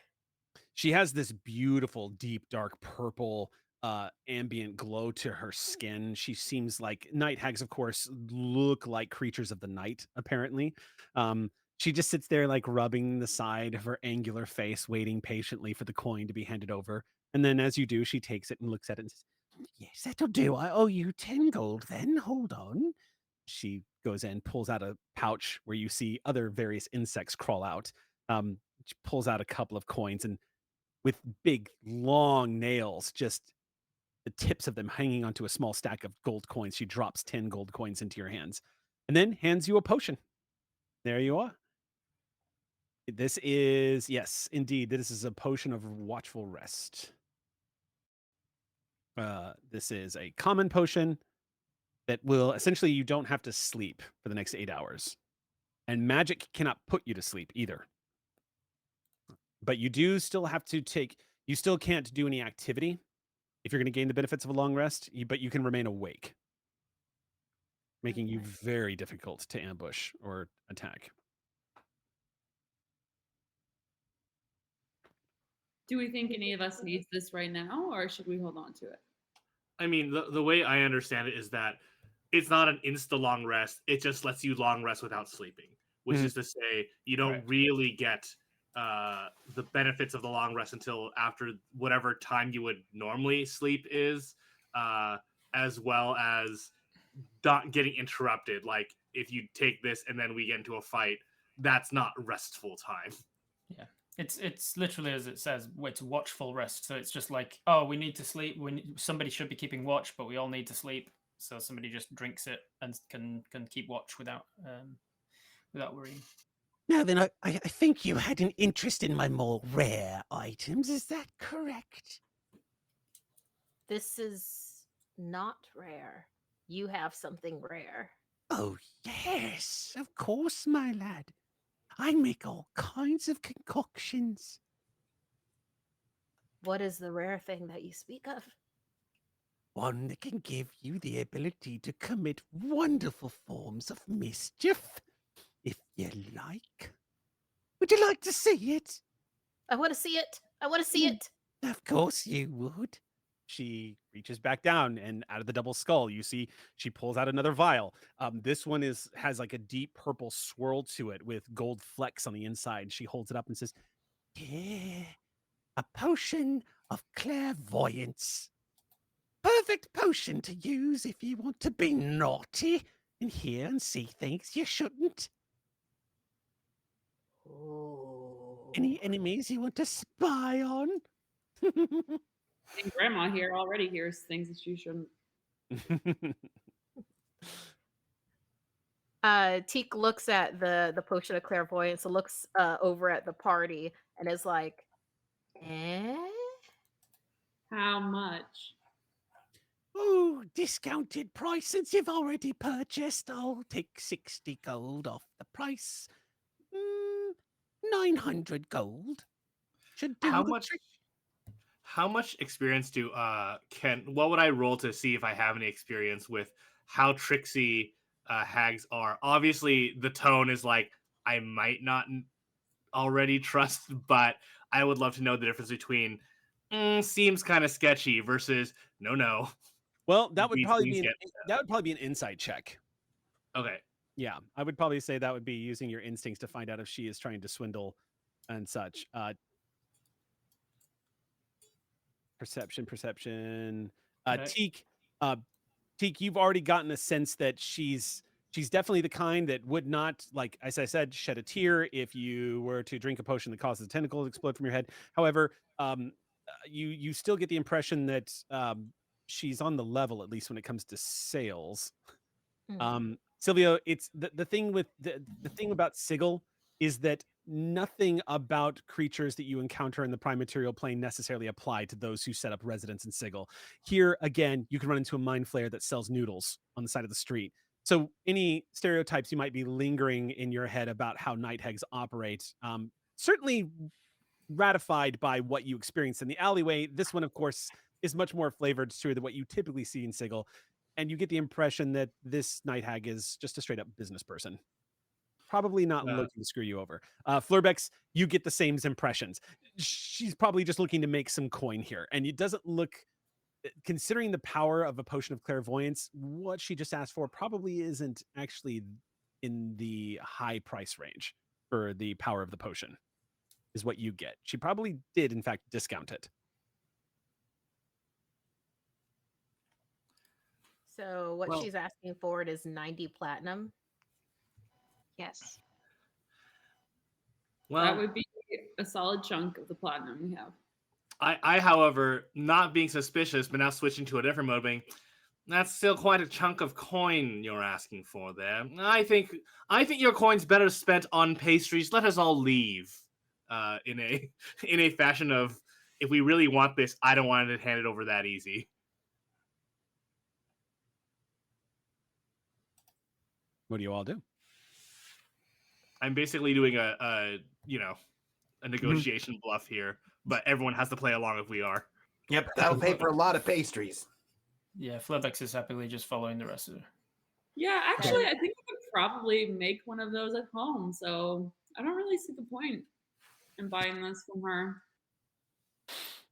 If you want to try and use this as a way of manipulating her, anybody who wants to initiate this can make a persuasion check. All right. Teak definitely should not do this. Teak is standing there looking at y'all leaving and looking at her and staring at the potion. Could I make a deception? Yeah, I'll allow a deception. Silvio the Bard coming in hot with a 24 on that roll. Noctis, I think we already have one at home. Oh, Grimble with a 26 and a nat Tag 20. team Cha. All right. I see what you're doing here. Very well played. You can probably come up with it. I understand it's a purchase of convenience. We'll tell you what then. I'll give it to you for a discounted price on the condition that when you come here to the lower wards on Sundays, you'll make sure to buy from Bony Mama and only Bony Mama, and I'll set you up moving forward with all the good potions no one else is privy to getting from me. Returning buyers, a better investment, and I'll give you a discount. Do we agree? Well, wait, you mean buy from you and only you? You mean anything you can buy down here or just potions specifically? Make me your first choice. If I don't have what you've got, what you want, I won't take it personal if you go somewhere else. Just trying to run a business, my little shiny friend. And just to be clear here, Sunday is not one of those sigil words that means every day or every night that becomes day or every day that becomes night or every thinking, dreaming moment that we have. It actually is just once per week of at least 7 days. Oh, careful, lad. You're starting to sound like a clueless. Boom roasted. Which is Sylvia Sigil's. will remember that. I remember Sigil speak for somebody who is new to Sigil, clueless. I and think which- Noctis has like a lot of respect for these like old timers in the Mhm. shady underworld. So I'm like, yeah, why not? I feel like she has some good stuff up her sleeve. All right then, 600 gold. That's A good fair price. slice off the price, I would say, for a very powerful rare potion. So 60 platinum. I'll do it if y'all are down. Sure. Tika's still standing there, like with big eyes, looking around at everybody else haggling. Sylvia gives a nonchalant shrug as if it'd be like, it's the best we can do. It's up to you. All right. I'm going to Okay. do it. She looks very happy as she takes the 6 platinum from you and hands you a potion of clairvoyance. Quick read, just so you know what you buy. Potion of clairvoyance is a 3rd level spell, so you'd have to be a 5th level spellcaster to use it. You can create an invisible sensor within range of a location familiar to you, a place you have visited or even just seen before, or in an obvious location that is unfamiliar to you, such as behind a door, around a corner, grove of trees. The sensor remains in effect for the duration, which is 10 minutes. It cannot be attacked or otherwise interacted with. When you cast the spell, or in this case, drink the potion, you choose seeing or hearing, one or the other. You can use the chosen sense through the sensor as if you were standing in that space. As your action, you can switch between seeing and hearing. And a creature that can sense the sensor, such as a creature benefiting from see invisibility or true sight, sees a luminous and tangible orb about the size of your fist. So I will post a link to that. You guys should have access to it, but I'll post a link here in the chat on our Discord. That is the potion of clairvoyance, and but you guys got a powerful rare potion of clairvoyance, which you can absolutely use to great effect. Great. Okay. So you have to be level 5, and we're all level 4, so we can't use To it. right? cast it, you have to be level 5, but because you've got a potion, you can just pop that baby back and use it. Yeah. So you're basically getting the ability to access a spell that's higher level that you right now couldn't cast. Yeah. Cool. Okay. Yeah. So Yeah, it's super. I'm It's glad. a super useful potion for sure. Yeah, but specific types can cast it though, right? Like only Grimble and Silvio from our party could cast it right now. No, they would have to be level 5. This is a 3rd level spell. But No, I'm sorry. To take the potion to do it, or anybody can take the potion. Anyone can take the potion. Anyone can take that potion and get clairvoyance. Awesome. You can be a level 1 character and down a potion of clairvoyance and get it, basically. Yeah. Perfect. Just making certain. Some people have different rules with how they do. Oh, no. The glorious thing about potions is even though they're typically only single use, they can open up the doors of a lot of different powers. So, yeah. All right. With that, you guys have made your purchases and are now going to be heading over to the Vulture, which is here in the Hive Ward or the lower ward. That is a perfect moment to pause and take our 10-minute break. So let's go refresh, hydrate, and when we come back, let's see what kind of shenanigans the party of the Ward Rats get into. We'll see you in 10 minutes.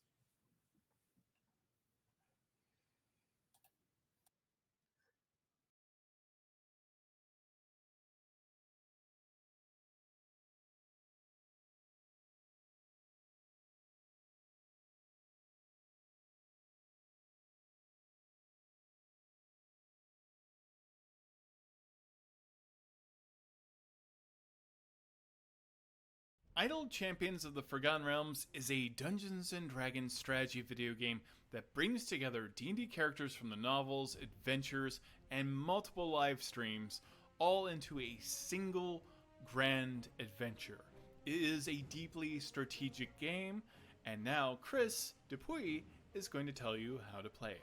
Familiars are auto-clickers. They will help you progress when you're not in the game or not actively playing the game. Familiars will click and damage enemies for you, they'll level up your champions, they'll trigger your ultimates, help you collect gold quicker, and they can even help you click distractions. They're basically meant to give you more time to learn about the game and just play around with stuff. They basically give you some freedom without worrying about the enemies getting up to you, because the familiar's got it. So the wall of idle champions is when your formation, however you set it up and however you've optimized it, can't progress any further. The enemy's health is going to increase exponentially, and your champion's damage is at some point, no matter what, no matter how good you are, no matter how leveled up your champions are, at some point the enemy's health is going to outpace your champion's damage, and at that point you've hit your wall.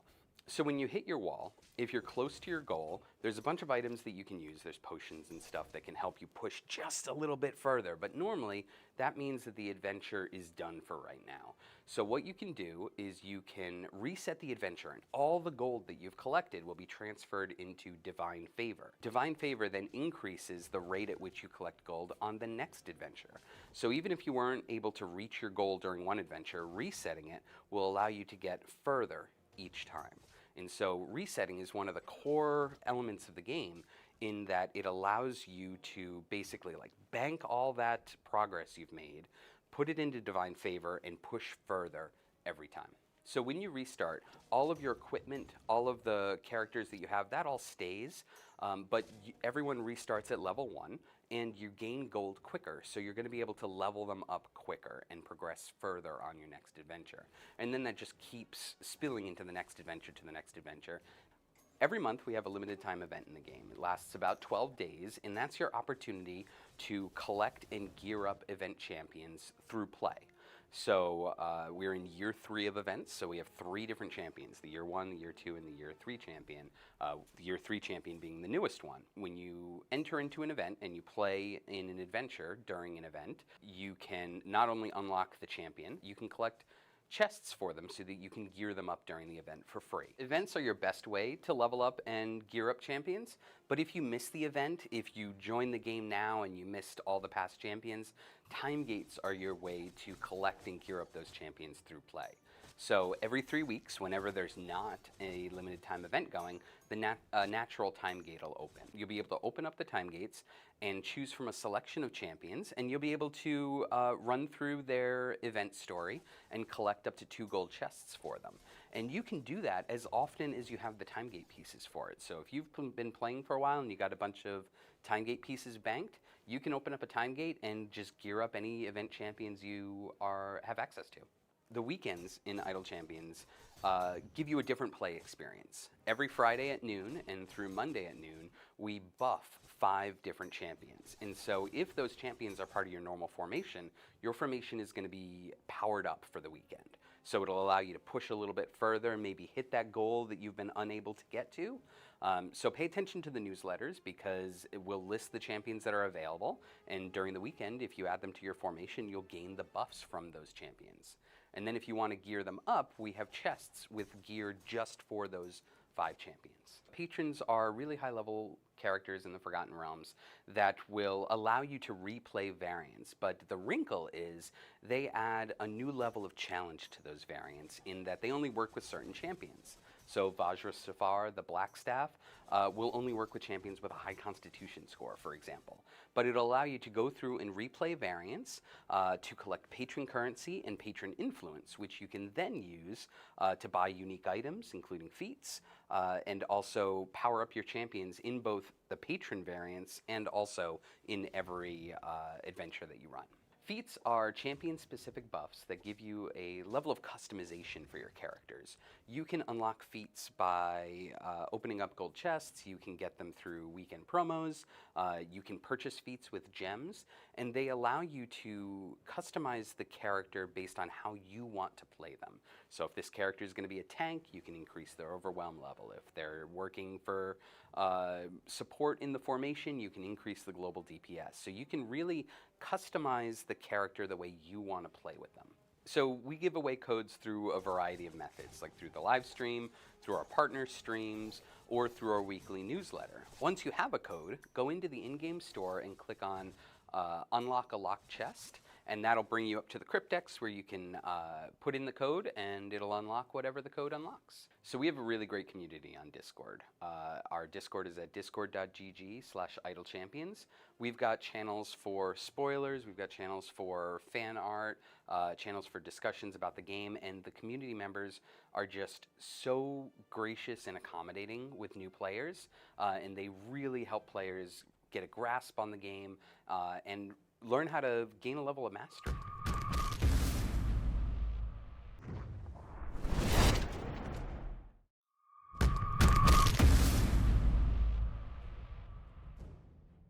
Hello, I'm Benwin Bronzebottom, celebrity dwarf and video game enthusiast, and this is my sidekick, Crowy. Hello. Quiet, you. I'm here to tell everyone about Idle Champions of the Forgotten Realms. It's a Dungeons & Dragons-based strategy game from Codename Entertainment.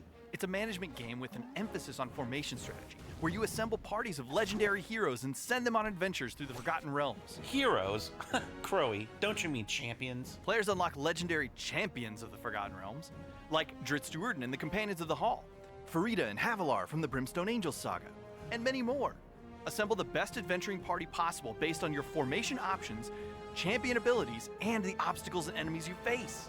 Or just smash your mouse button repeatedly like I do and hope for the best. Each champion has an incredible array of skills and items to let you customize your style and play even further. Farther. Farther means more distant, further is figurative. Well, I meant more distant, but figuratively. That's forther. Well, customize your style even further, because Idle Champions of the Forgotten Realms is available on all your favorite gaming platforms. Steam for PC and Mac, Web, Epic Game Store, PlayStation 4 and 5, Xbox One, Xbox Series X, Nintendo Switch, iOS tablets, and Android devices. Well, let me know when it comes to the BlackBerry. I'm not giving up that phone. It's the only keyboard I can use. I hear it's coming to the smart fridge next spring.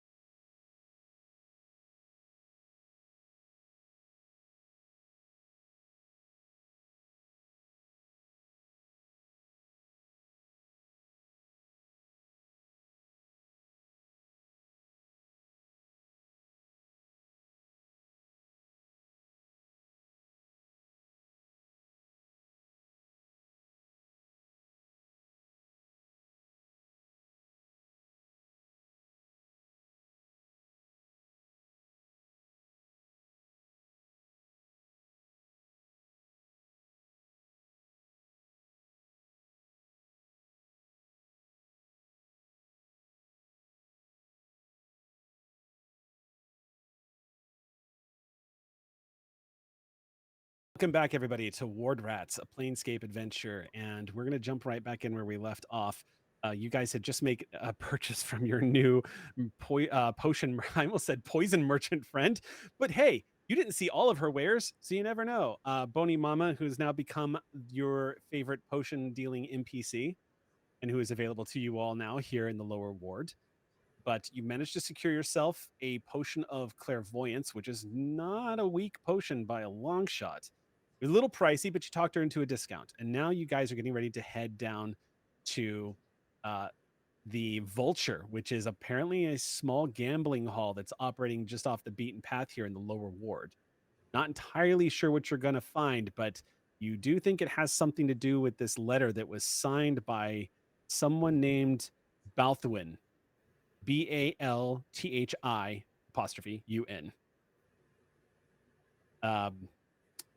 We'll go ahead and pick it up with you guys heading down there. Now, of course, right now, as y'all are venturing further into the lower ward, you have Noctis taking point. Noctis apparently is very familiar with the lower wards down here, particularly the underbelly and some of the criminal activities that move in and out here. And I might actually venture to say that Mimi is quite familiar with some of the criminal elements of the lower ward as well. The two of you definitely feel at home here, particularly you, Mimi. Whereas, like, Noctis definitely has that sense of familiarity of like, oh man, there's so many shadows here to move in and out. The truth is, Mimi, is shadow is kind of a part of who you are, and feeling the presence of the darkness around you, you've kind of having that same level of comfort that Noctis is, as the two of you are all moving into this heavily industrialized area. Sure enough, off the beaten path, winding down one of these alleyways, a corridor that essentially looks like a bunch of stacked, blackened, brick-walled, thick, huge brick-walled buildings between the two of them, with these great wrought iron pipes arcing out of them, belching smoke off up into the air.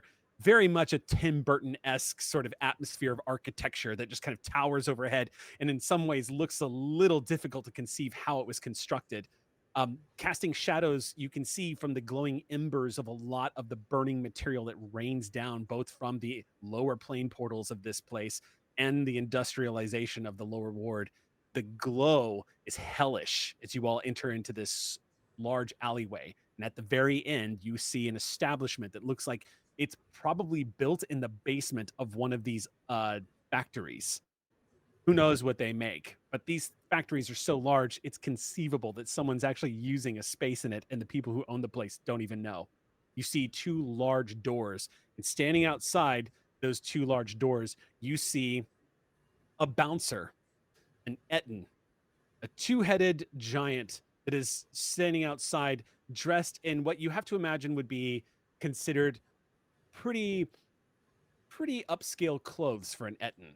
Fine leather vest that looks like it's been tailor-made for him, and these big, thick leather breeches and furred boots. It's a unique sight to see. Ettins usually don't give a damn about style, but of course, welcome to Sigil. And in this case, as you were all approaching, you can hear the Etten have an argument with itself. One head is turning to the other and going, "It's my arm, Frog. It's mine. You said it could be mine today. I didn't say today. I said tomorrow. Today it's my arm. That one's your arm." As a lot of you are walking up to him. "Oh, we've got one here. Hold on a sec. Who are you? What do you want? Are you clientele? Wait, Frog, you said I could ask the questions. Tomorrow, I said." Grimble marches right up to him and go, "Hey, nice suit there, buddy." "Which one of us are you speaking to, little gold coin friend?" What did you say your names were? Gorg? "No, I'm Frigg, and this is Frog." Frog! Oh, yeah, that's right. What's up, Frog? You remember me from before, right? I was in earlier. You can let me out right on in.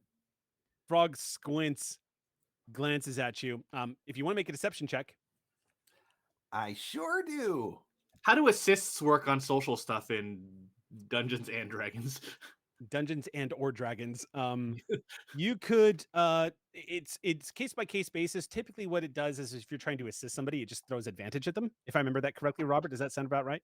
So Yeah, if you wanted to do that, I would say if you're assisting here and just kind of backing up, like, hey, yeah, you remember our friend Grimble? We were just here.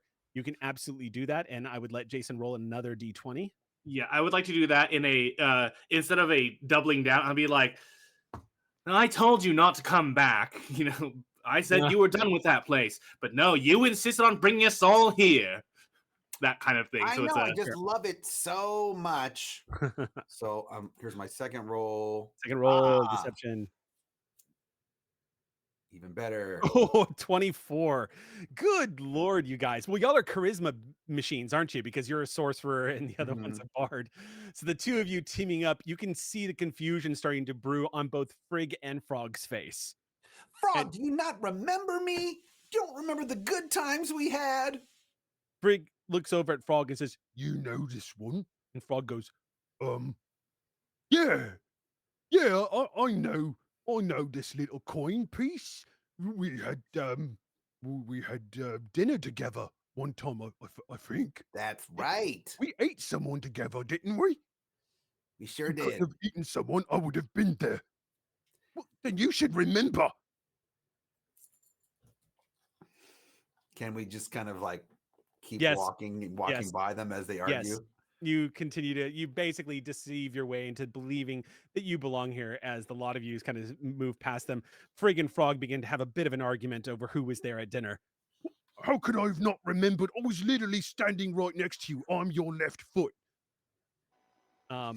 You all enter. I'm gonna like, Mhm. I'm gonna wink down at Grimble and be like, "You certainly are a gold piece." Entering into this den of corruption, you see a pathetic gambling hall.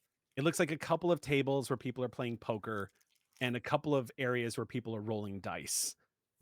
There is an assortment of creatures in here, but it's not quite as varied as you might think. There is a human that is behind one of the dealer tables who is quite well dressed. There's a pair of goblins in here that are at a poker table with another clothed, looks maybe half elf, who is sitting off into the corner, looking robed, giving basically screaming magic user from the looks of them as they're sitting there holding old rotting cards at this table. What really catches your eye is at the dice table, along with the human that looks well dressed, are two quicklings. Now, for those of you who don't know what quicklings are, if you would like to make an Arcana check real quick, either way, I'll describe them to you.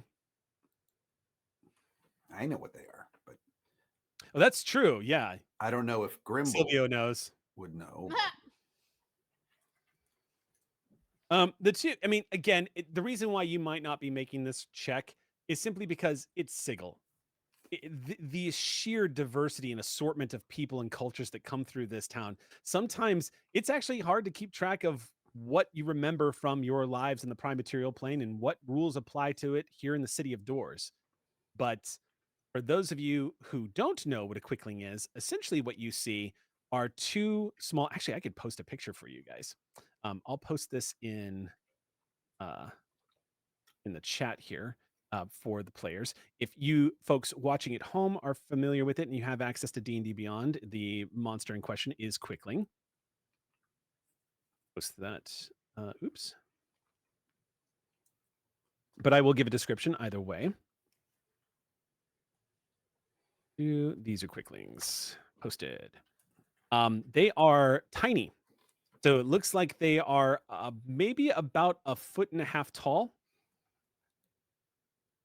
Maybe about 2 feet tall. They look slender, deep, beautiful azure and deep blue sea colored skin with long, exaggerated, thin, pointed ears and a very angular face, glowing yellow eyes.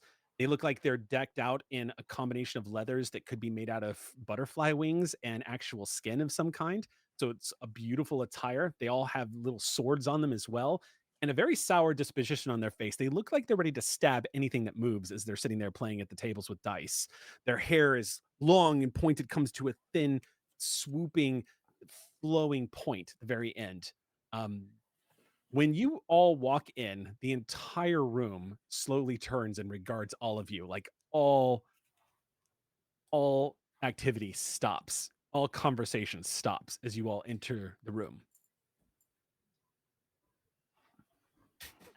Teak It's- is like on cloud 9 right now Okay. because not only did they have a very successful transaction, but like they got something extremely rare. So Right. looking at everybody looking back, he just like waves and smiles.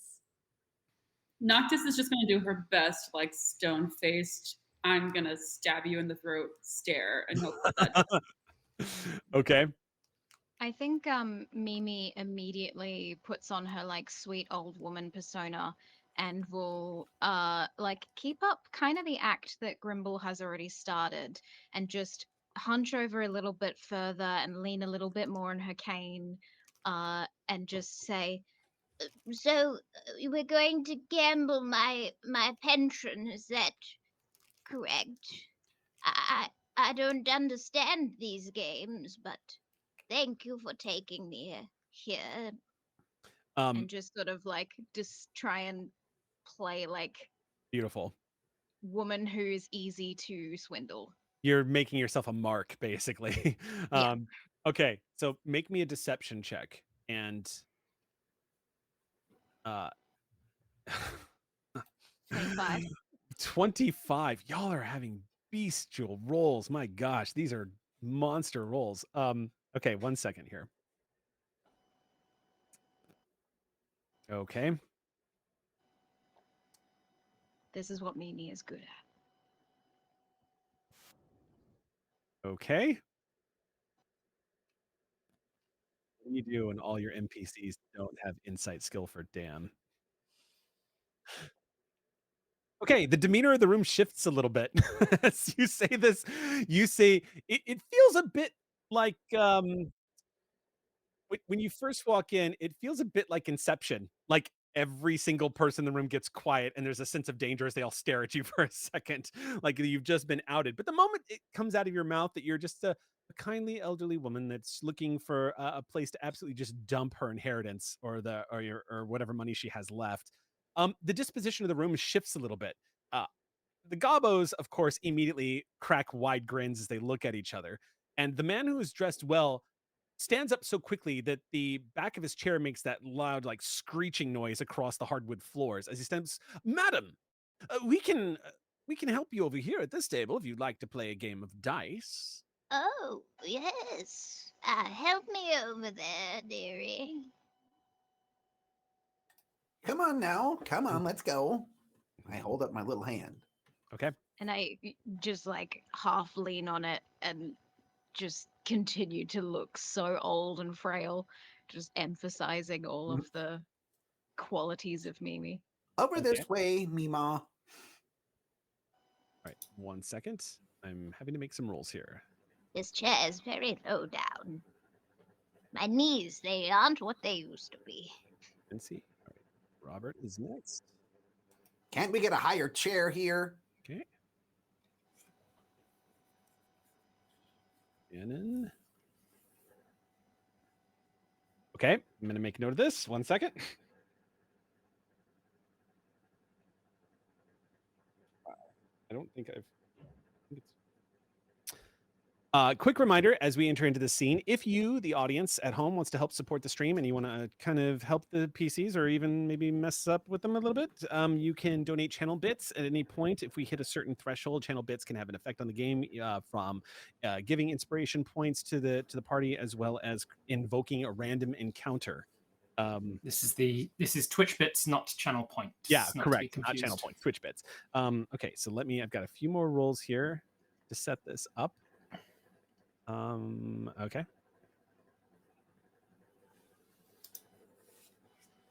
And last one. Okay.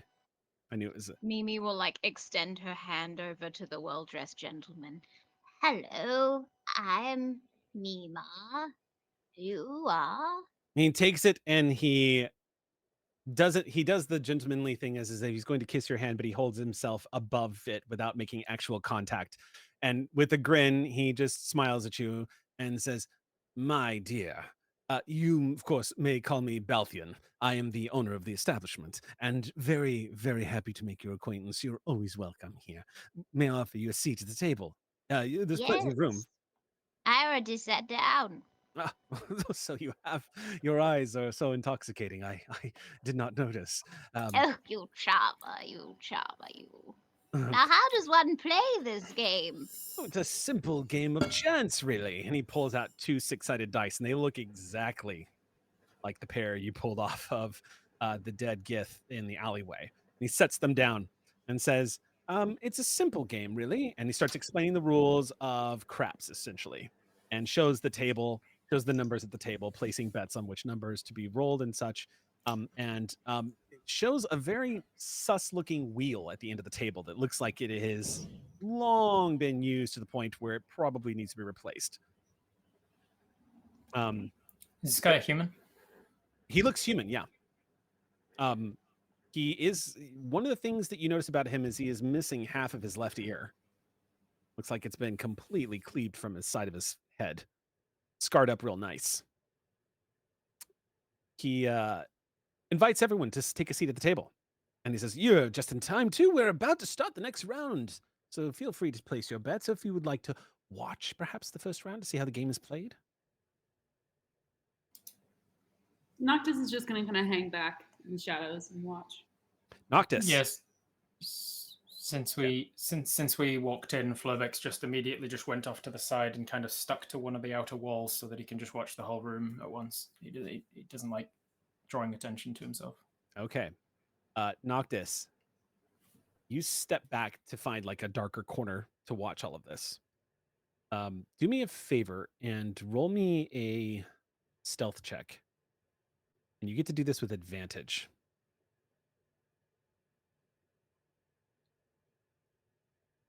24. Nobody notices you, Noctis. And indeed, the alarming thing is you barely notice yourself. As you take a few steps back and lean up against the wall, you feel a strange sensation pass over you for a moment. And again, your eyesight is filled with strange cloudy-like vision. And as you blink, you instinctively like glance around. It catches the corner of your eye, which instinctively causes you to glance down at yourself. You are invisible. You have blinked completely out of sight. You can look right through yourself, straight down to the floor. It's a little disorienting. You can feel you're still here, but as you stand in the shadow, you have gone from the room. So, am I still? Wait, she's just kind of like Indeed. really shaken. Yeah.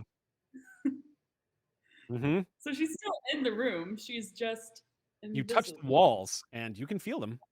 Yeah. Cold and wooden, mixed with the bolts of Whoa. steel. If I step back from the wall, am I visible again? As you slip out of the shadow, you see yourself just form back into a solid state. One of the goblins glances in your direction like they just saw you step out of nothing, but then they just kind of shake it off and go back to their table. Okay. I'm gonna. She kind of like tentatively like puts like a hand into the shadow into like chest if it's visible or not, and You reach into the shadow and you see your hand just slowly bleed away from existence.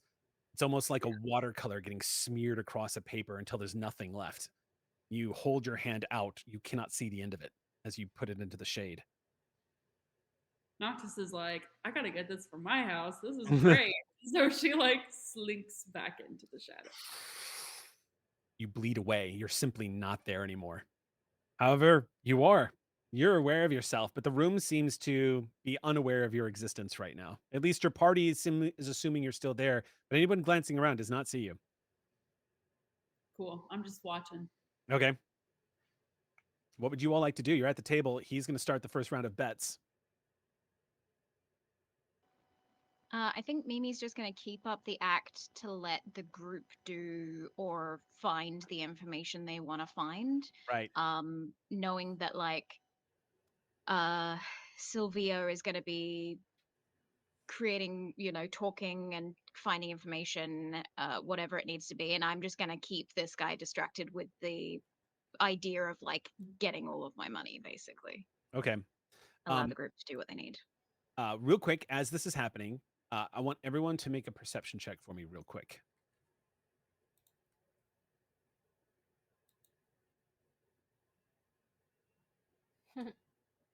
Man, y'all, Teak, with that perception.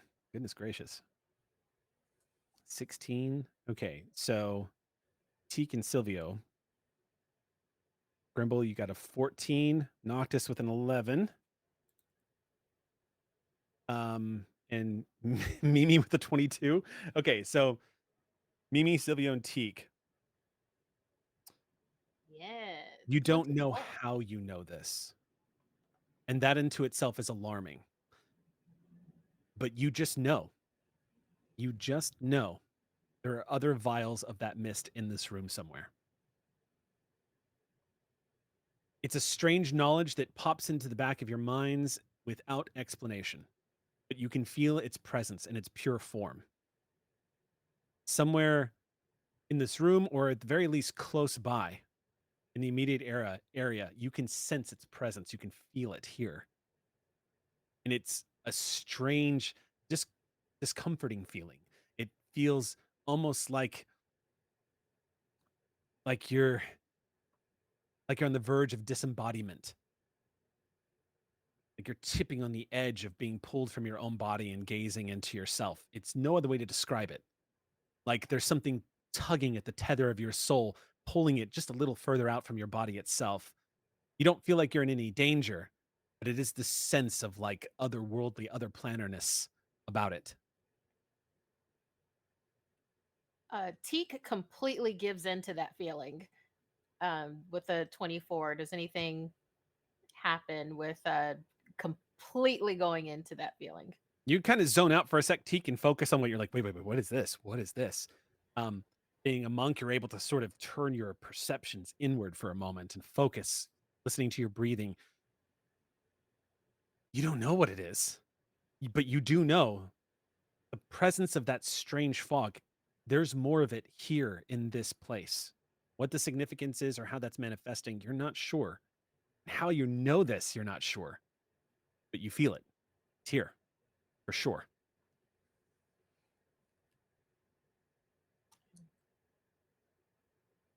So, I look. Is there like a bar equivalent, or is it just like servers around? Or there are bottles of liquids that are being provided on what looks like a table, but it doesn't look like it has a bar. Kind of lending itself to the descriptions that Noctis gave when she was describing a really crappy backroom gambling hall. Not exactly swanky. Doesn't look like they're serving any alcohol, but if whatever that's in the bottle seems to be available to whoever puts down money. and as such, no staff, as it were. Not that you're aware of. There is the guy, of course, who you've now seen named, but the people at the table are all playing. If they're not playing poker, they're playing dice, and the guy who's running the dice table is your man. So if there's more staff in the room, you're not sure who they are. Noctis is just gonna kind of like slink along the wall in the shadows to see if maybe there's like an office or like another room where more valuable Okay. sneaky things are held. Uh, okay, amazing. Yes, you're invisible. Okay, so I would say make me an investigation check as you're sifting through and moving about. This is the most I think I've ever had a party roll investigation. 10. Yeah, Noctis, actually, on a 10, you do in fact come across as you're slipping around the room. First of all, there's a few instances where you're certain someone's going to see you. Nobody sees you. As you keep to some of the dimmer areas of the room, I mean, this place is poorly lit as it is. Lots of oil lamp basically lighting the place. But slipping around towards the back, you do see there are a pair of doors. One of them looks like it's probably a closet of some kind or a storage closet. The other one, though, looks like a full-fledged door that's just behind the tables where the drinks are located. I think I'm gonna just slide on in there. It's rather cleverly hidden in plain sight. It looks like a door that slides open and closed. You only spotted it because you can see areas where you can put your fingers into a small hole and just pull it open. Um, with with your stealth check, I'm not going to have you roll again. It's easy enough for you to just move over there, gently slide it open, slip in, and slide it closed. You, as it's closing, um, you hear as it's closing, you hear Rain go, "Hey, where's Noctis?" As the door closes. I'm I just didn't like bring holding my breath, hoping the kitty Doesn't come running. does not follow me. Yeah, you mean you basically go into the bathroom, right? And so now the kitty's just outside going, just like sticking her hooves underneath the door looking for you. Um, yeah, Uh, Rain has been conspicuous, just kind of clunking in at by the way, Rain is definitely attracting the attention of the quicklings who have made note of the strange flaming winged kitten with a golden horn that is just following you all around. But they don't make any moves, and you slip out of sight, Noctis. So we'll get to you in a second. What would the rest of you all like to do now? I think If I Mimi have is going to this, be oh, doing some like telling stories as an Mhm. old woman, but in the stories very loudly, giving like code words to Flurbex and to the group, being Okay. like, um, this one time I played with some dice was with my granddaughter. She loves gifts. You should, I think that one day she's going to lead you into the most strangest situations. And I'm going to try and hope that I'm like signaling to Flurbex to go with wherever Noctis is going by be like, granddaughter, gift giving, follow the lead Can I of. roll like I've got a good perception? Can I roll to see if I beat that 24 stealth that she had? See if I even know where Noctis went. Yes, but you're gonna have to roll at disadvantage because she is invisible. Sure thing. Right click, disadvantage, roll. No, Flivix was trying to Well, keep an eye on it, but not great. I'll say this. I'll give you this much. Flurbex, you do not spot her, which tells you She's something. I mean, she's just like, finished. But you do see the very, I would say, final second of a sliding door closing on the other end of the room. I'm just gonna slop over in that direction and just kind of be in front of that sliding door then. Okay. Do you want to stealth that, or are you just kind of casually trying to make it look like, oh, I'm just exploring the room? Yeah, more the latter. Okay. In which case, I would probably have you make a deception check. Sure thing. We just break out skill rolls here. Yeah. Oh, great. Nice and solid. 320 plus. Oh, 7. Okay. Lucky number. Yeah, as you mosey over to the door and kind of take a bit, just like a station keeping there, just kind of looking around. The closer you get to that door, the more attention you seem to be drawing from the goblins and the spellcaster at the table.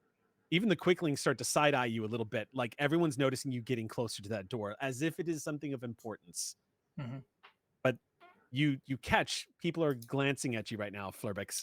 Yeah, unless anybody notices, unless anybody moves to actually stop me, I'm like, all right, notice me all you want. I'm gonna keep going over here. Nobody seems to stop you. It looks like they're all. You get the impression they're all trying to play it cool, but they are not hiding that they're watching you. I take note. Does anybody actually want to gamble out of curiosity? Teek's gonna gamble. Okay. Let's do this real quick. And Twitch, this is not actual gambling, so please do not bust the Gary Con live channel. This is not actually gambling. All right, so the way this is going to work is we're just going to keep it simple and use sort of the blackjack rules for D&D. So I'm going to have everyone roll 2d10 one at a time. And the idea is closest to 21 wins. Oh, okay. So Because one of the things I was going to do is I was going to switch the dice with the dice that were found in the alleyway from the you can give that a shot. It's a sleight of hand check versus their perception. I'll do that. As a DM, though, I do want to warn you the consequences if you are caught. because there will be. I would like to use my plot point. Okay, then you don't have I to have roll. one left. Then you do not have to roll it. You just swipe the dice. Well, for the plot point, can it be a big first win? Yes. Yes. In which case, let me just roll to see how much gold is placed on the table for bets. That's the power of the plot point, friends. All I right. had one left. 52 for my- gold is placed on the table for the first bet. The dice are rolled, and you get a 21. We'll say we're using the blackjack rules, even though it's dice rolling in game. But essentially, you get the highest possible result for what you are betting on. Burning the plot point, you essentially gain 52 gold as uh, you see the guy at the table who is the dealer of this particular gambling house, Balthian. He shakes his head and says, that's some luck you've got there, my Alkin friend. Well done indeed. And you see he looks a little startled by your roll. Can I intuit that he was expecting her to lose? Make an insight check. Him. And see Him, if sorry, yes. Teak is a boy. 21 insight. 21. Yes, he was expecting him to lose. You Wait, get did the we already information. get this guy's name His earlier? name? What's his name? Yeah, I we mean, just- that we make the connection that the name is the name of the. Oh, yeah, yeah. Balthian, Mimi yeah. introduced herself and he gave his name. Mhm. Everyone knows this is the guy in the letter. Yeah. I'll give that to y'all for sure. Yep. So, how much did each of us put down, or was it like I win double the amount that was put down? Like 52 is put down. Is it actually we get 104? 52 is the pot. So Okay. after bets are placed, like I said, it is a crappy backroom gambling hall. There's not a lot of money to go around here. Oh yeah, So yeah. 52 gold is the winning jackpot. How much should we put down? Well, in this case, I just because you spent a plot point instead of getting in the weeds with that, I just randomly rolled to see how much gold was won from the bets. So if you guys actually want to roll through the gambling, we can do that, and then you guys no, can. no, no. Yeah. No, Either way. no need to no need to get in the weeds with that. Okay, No. cool. Yeah. Yeah. No, I'm just like Tika's pretty pleased that the 60 that was spent before has basically been put back into the pot, which means that that potion of clairvoyance is even extra special because now it's practically free. Right. We Yeah. did- No, you've done it. Yeah. We This put is seek 60 math. platinum down, not 60 gold. Oh, that's for true. that Yeah, it's potion. you're gambling Oh. gold, not platinum. Yeah, they don't have It that was kind of money not- here. Yeah. That is well, definitely not reaching what we paid for the potion. Well, no, But we paid 6 platinum for it. So, right? 60. Wait. 60 we paid platinum. 60 platinum? 600 yeah. gold. Yeah, and you just won Yes. back 50. Yeah. Like I 52 said, gold. teak math. Yeah. Perfect. Teak is just super pleased with himself right now. Like, hot damn. See? Mimi will like clap. Oh, yeah. Very well done. Okay. While this is all happening in the front room, once again, slinking away and into the back room, Noctis, you find yourself in a very similar situation as to the last time you did this, except for instead of seeing a basement descending stairs and ramp all the way down to a underpart, you see a long corridor that looks like something out of Nightmare on Elm Street. It's poorly lit with just shafts of yellow light entering into some certain parts of the corridor, and you can see what looks like this corridor goes down about maybe 100 feet before it starts to wind around. You think you might be on the inside wall of the factory itself is where your brain is kind of putting this, because the length of the corridor and where it's built, it has to be somewhere along the sides of this building. There's a couple of doors. It looks like there's 3 doors, 2 on the right and 1 on the left, and then bending down the corridor at the very bottom, it's impossible to tell what's waiting for you down there. You are still, however, invisible right now in the darkness. All right. I'm going to peek into the door on the left. Okay. Move over to the door. It's locked. So you start twisting the handle. Little brass knob.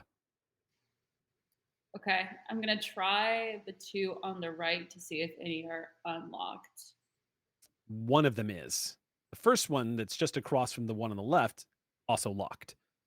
As you move to the one that's just a few steps down, opens easily, and as you push in, uh, you are in a room that looks like it is filled with beds. You see cots, blankets, and whatnot that have been laid out. A couple of scroll cases up on a small wooden desk. The place has a stench to it. It's not great. It smells like body odor of some kind.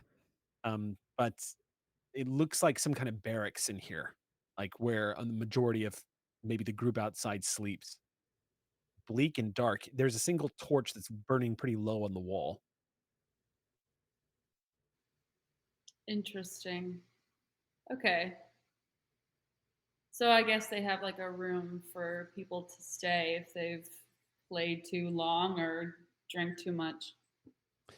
You get the impression it might be something of like a hideout. I'm gonna go back out into the hallway and I'm gonna try to lockpick that door on Okay. the left. On the left, okay, you inch your way back over.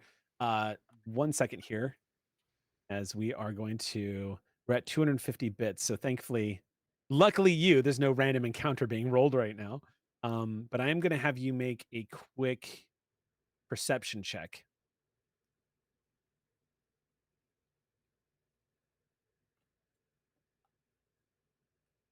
Okay. So you move over to the knob and get down there. So this is going to be a sleight of hand check, or the equivalent of technically. Okay. Yeah, the lock picking rules in D&D, you're mostly just using your proficiency bonus with your tools and then your dex bonus added. I don't mind using sleight of hand. I think it's totally fine to do that.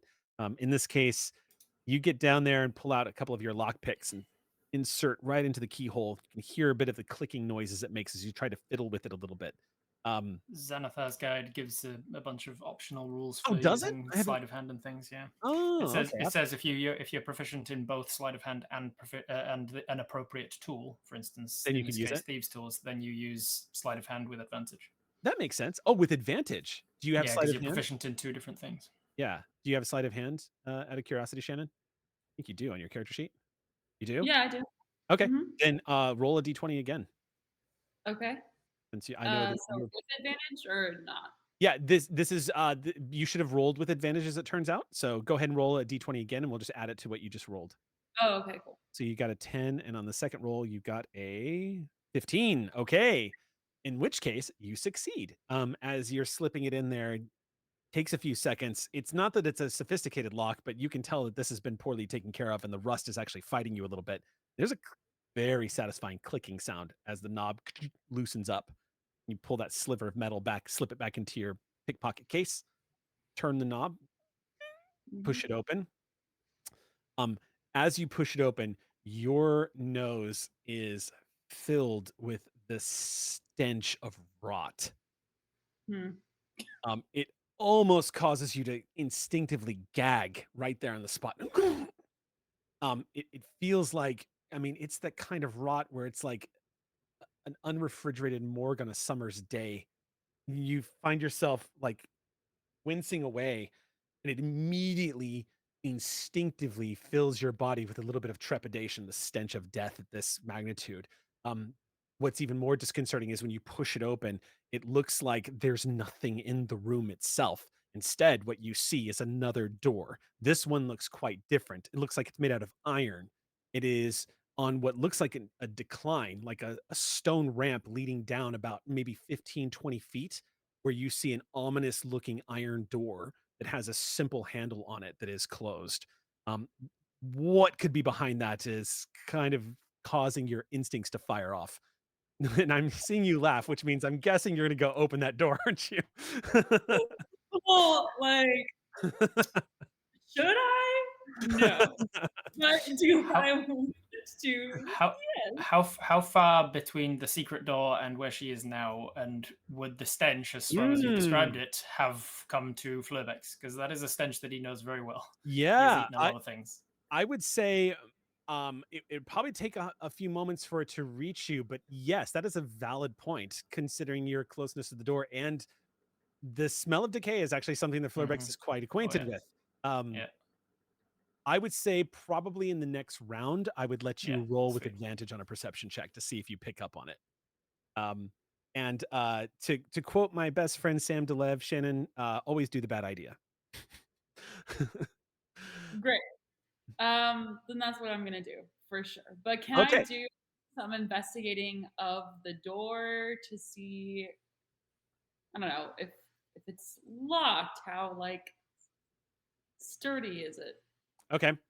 You creep up on the door, and sure enough, that stench is overwhelming as you creep up on it. When you move up to it, the iron itself is cold, frigid cold. As you touch it and check to see how sturdy it is, it looks like it would be quite easy to open. It doesn't seem to have any locking mechanisms on it. It's simply pull. Okay. Well, I guess that makes me feel a little bit better because it doesn't mean that there's like something horrific Sorry, being like contained. it's push. Push door, not pull. Okay. Yeah, so it swings inwards. Okay. Yeah, I'm gonna do it. I'm gonna Pause slow. there. Okay. Pause there.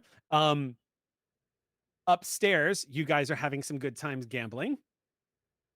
I'm gonna go ahead and actually, why don't we do this? This will be fun to move things forward a bit. I'll let Flurbex, who was already kind of asking if he can make this check anyway. I'll have Flurbex roll first and get the drop on this. So Flurbex, go ahead and make a perception check with advantage. Does a nat Oh 20 yeah. plus 6? Does Oh, a nat 20 plus 6 help? I think a 26. 26 Flurbex means you're able to put 2 and 2 together. Not only do you catch that stench, but you catch your mind immediately goes to up. Noctis found something. Yeah. But here's the other thing with a 26, it's not just the stench of like death. Yeah. It's the stench, it's also the stench of decay. It reminds you very much of like the putrescence that grows around decay, which is something you are very familiar with, to be sure, as a druid. But you are going to get this round to do something if you would like. What you're able to guess with a 26 perception is probably in the next few moments, the entire room, including your party, is going to be very aware of the smell. What Flurbex does then is starts to bubble as if the boiling point in this room is just suddenly like we're suddenly at a way higher altitude, and he starts to just cold boil, and as he's doing this, he's basically spurting out all of the things inside of him, the bones from that guy's ankles before, his coins, his scarf, and his Very nice. his chainmail and everything. Everything goes going scattering all over the room, including, as I should reiterate, all of his coins, including his 29 platinum. All of it's going everywhere, all over the room, which allows me, as long as I am not carrying or wearing anything, I can, as a plasmoid, fit through a gap as small as like a centimeter or something. While you're not wearing or carrying anything, you can squeeze through a space as narrow as 1 inch wide and have advantage of blah, blah, blah. So I'm going to drop all of my inventory, essentially, and then I'm going to slip on, in the commotion of people picking my stuff up or whatever, I'm going to slip underneath the door backwards and just like behind the secret door and try and head down completely naked. Okay. If that works. That should work. So you start immediately just yeah, that draws some attention. Obviously, people like glance back in your direction. One of the goblins says something in Goblinoid. I don't know if anybody speaks Goblinoid here, but mutters something to one of the other goblins and nudges them. And the other goblin looks over and says something in reply in Goblinoid. The guy at the table, the gentleman that you are all here to see, is in the middle of smiling and trying to basically finagle an old lady out of her money. When Balthuin also, his attention is drawn suddenly to Flurbex, who's just jettisoning all of this Oh. crap. That is... Oh no! It's happening again! Oh.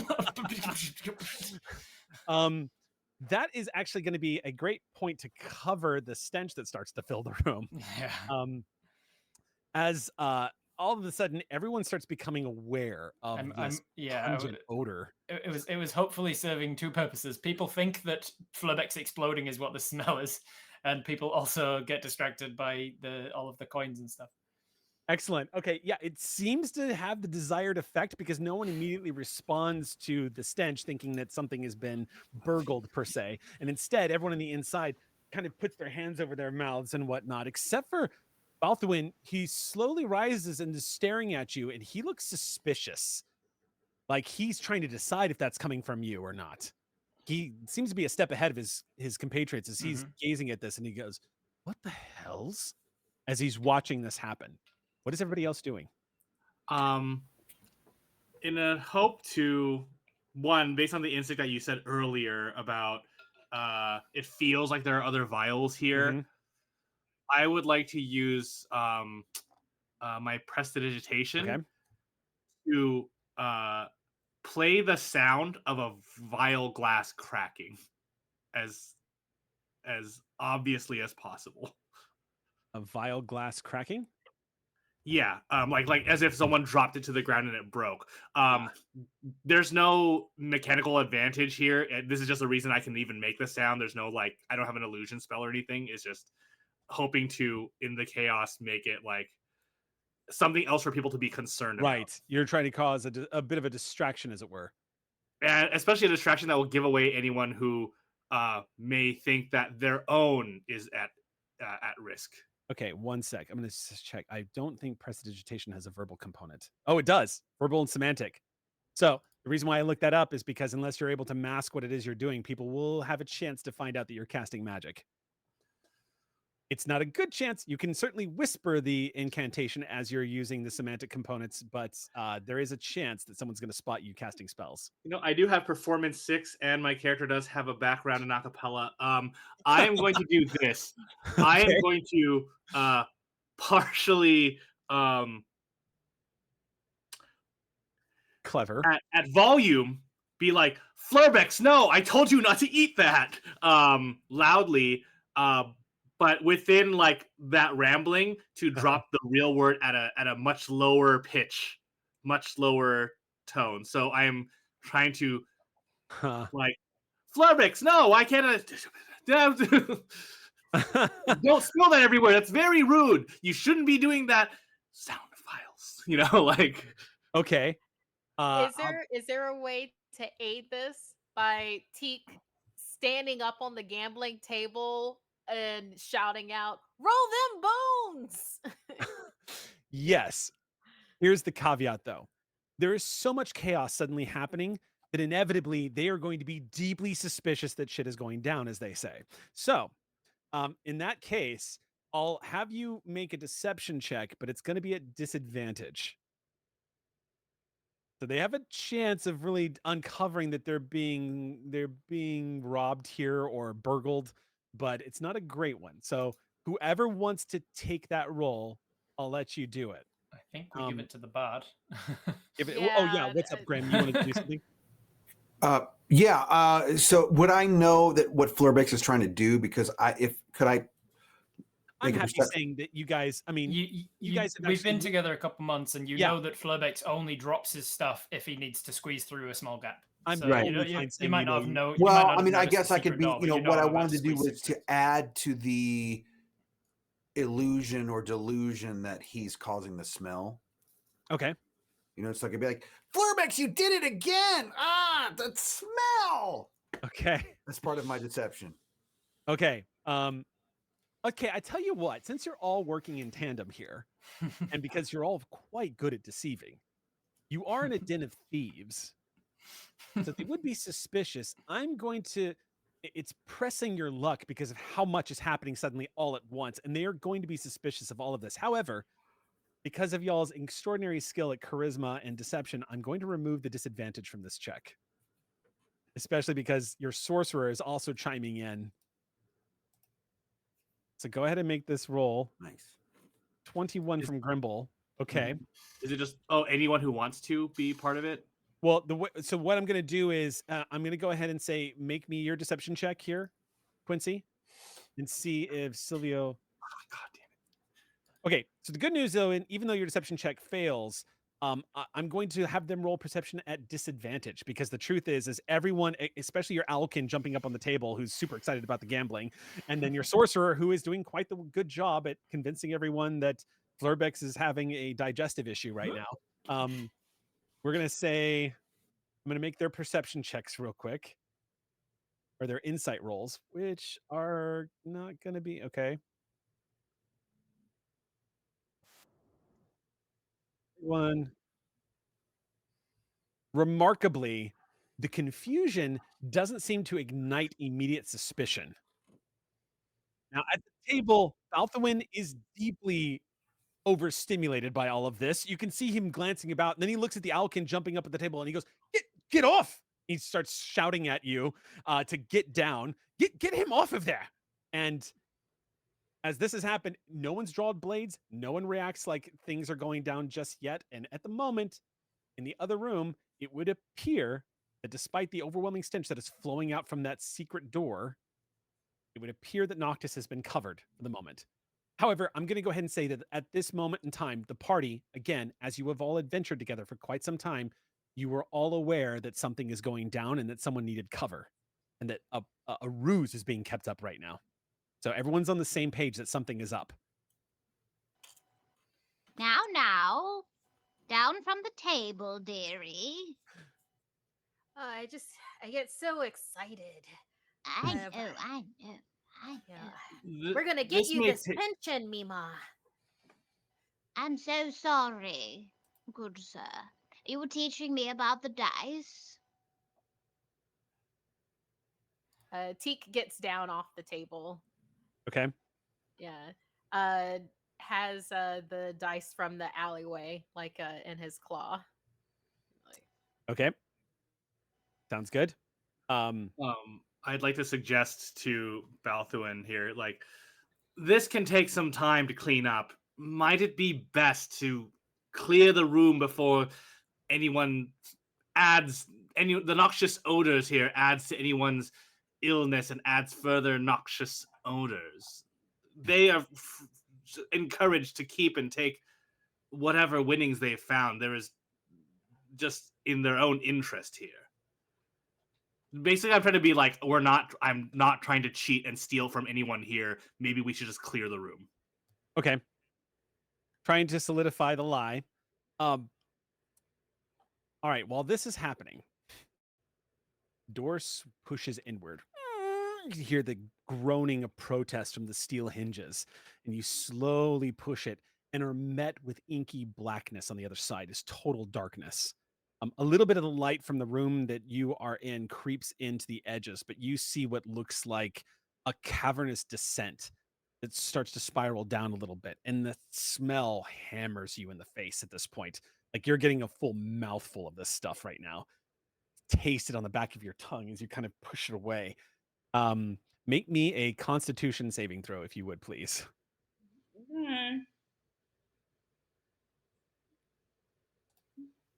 Everyone or just Noctis? Just Noctis. Okay. Noctis, who is getting roll well, noxious Noctis. face.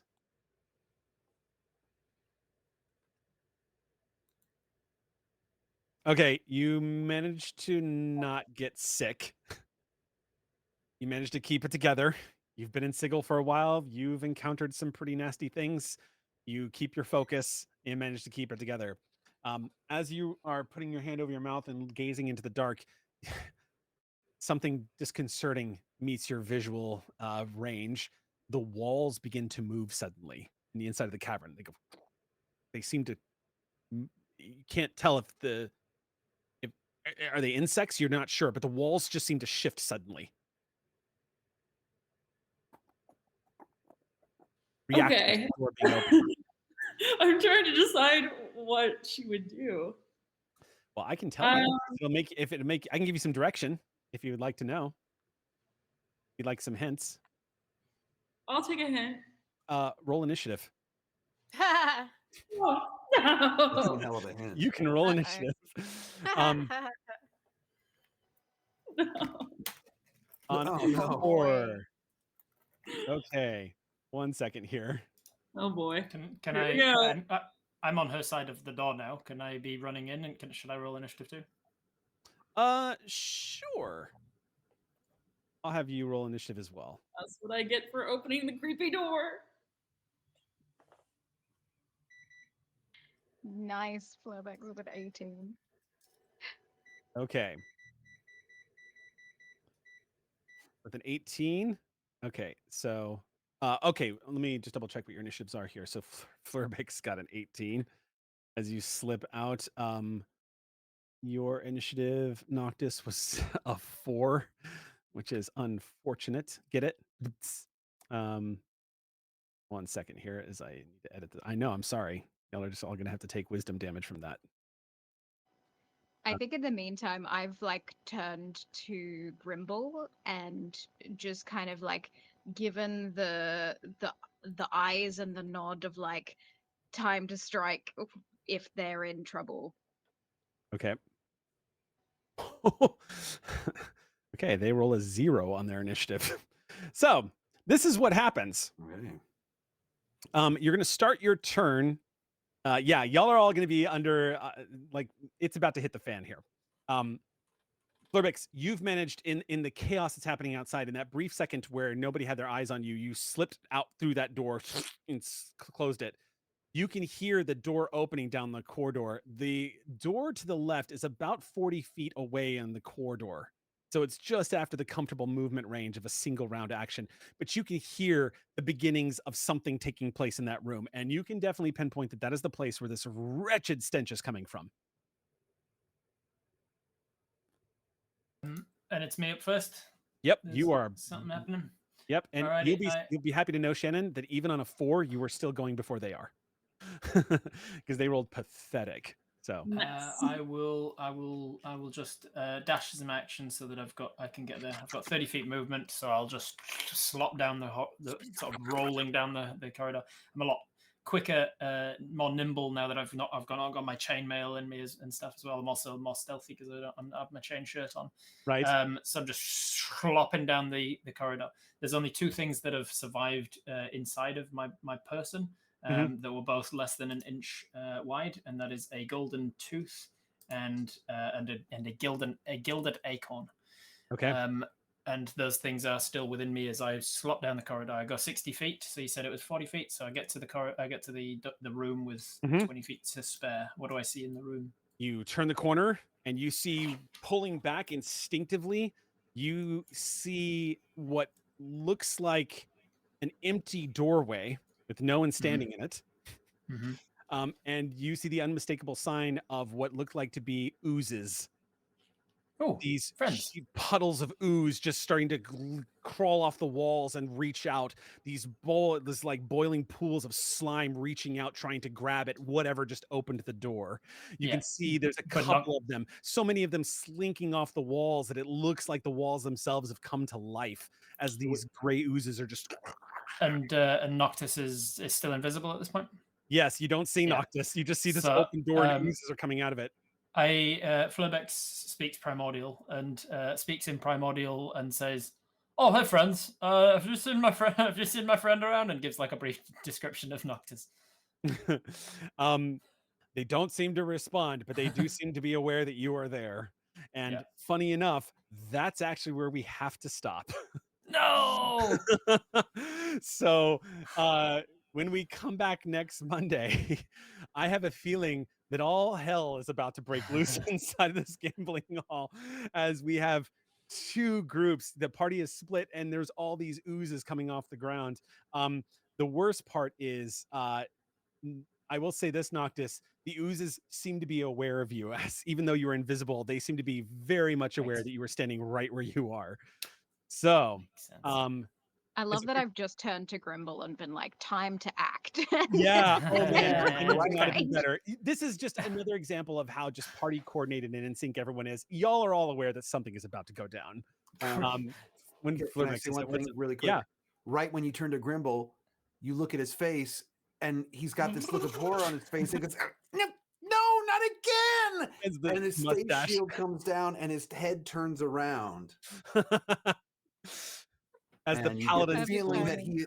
that his auto-gnome body is about to be possessed by someone else. Yep, you guys already see Celine is starting to take control of the body again as Grimble is starting to slide back into the recesses of his consciousness. And that's going to be where we stop for today. This was great. Thank you so much for joining us for yet another episode of Ward Rats, a Planescape adventure here on Gary Con Live. Thanks to everyone who threw in some bits. Just for fairness, I'm going to go ahead and bank those bits so they'll contribute to the next episode. So if we are lucky to get some supporters, then you guys can bank some inspiration for that. We will see you back here next Monday for the next part of this adventure at the same time at 1 p.m. Until then, friends, take care. We have It's Sunday. we have one thing to add that we've been told to We got to mention and to thank the community for. We're actually having character art being made of the Ward Rats. Oh, these, right. individuals here in Yeah. in the game, thanks to all the donations and bits from the last 2 games. So thank you so much to the community for that. Hopefully you will see art of these amazing chaotic characters soon. So thank you so much. It's gonna be great. Awesome, y'all. Okay, everybody, thank you again for joining us, and stay tuned for some character art. We'll see you next Sunday at 1 p.m. Bye. Bye.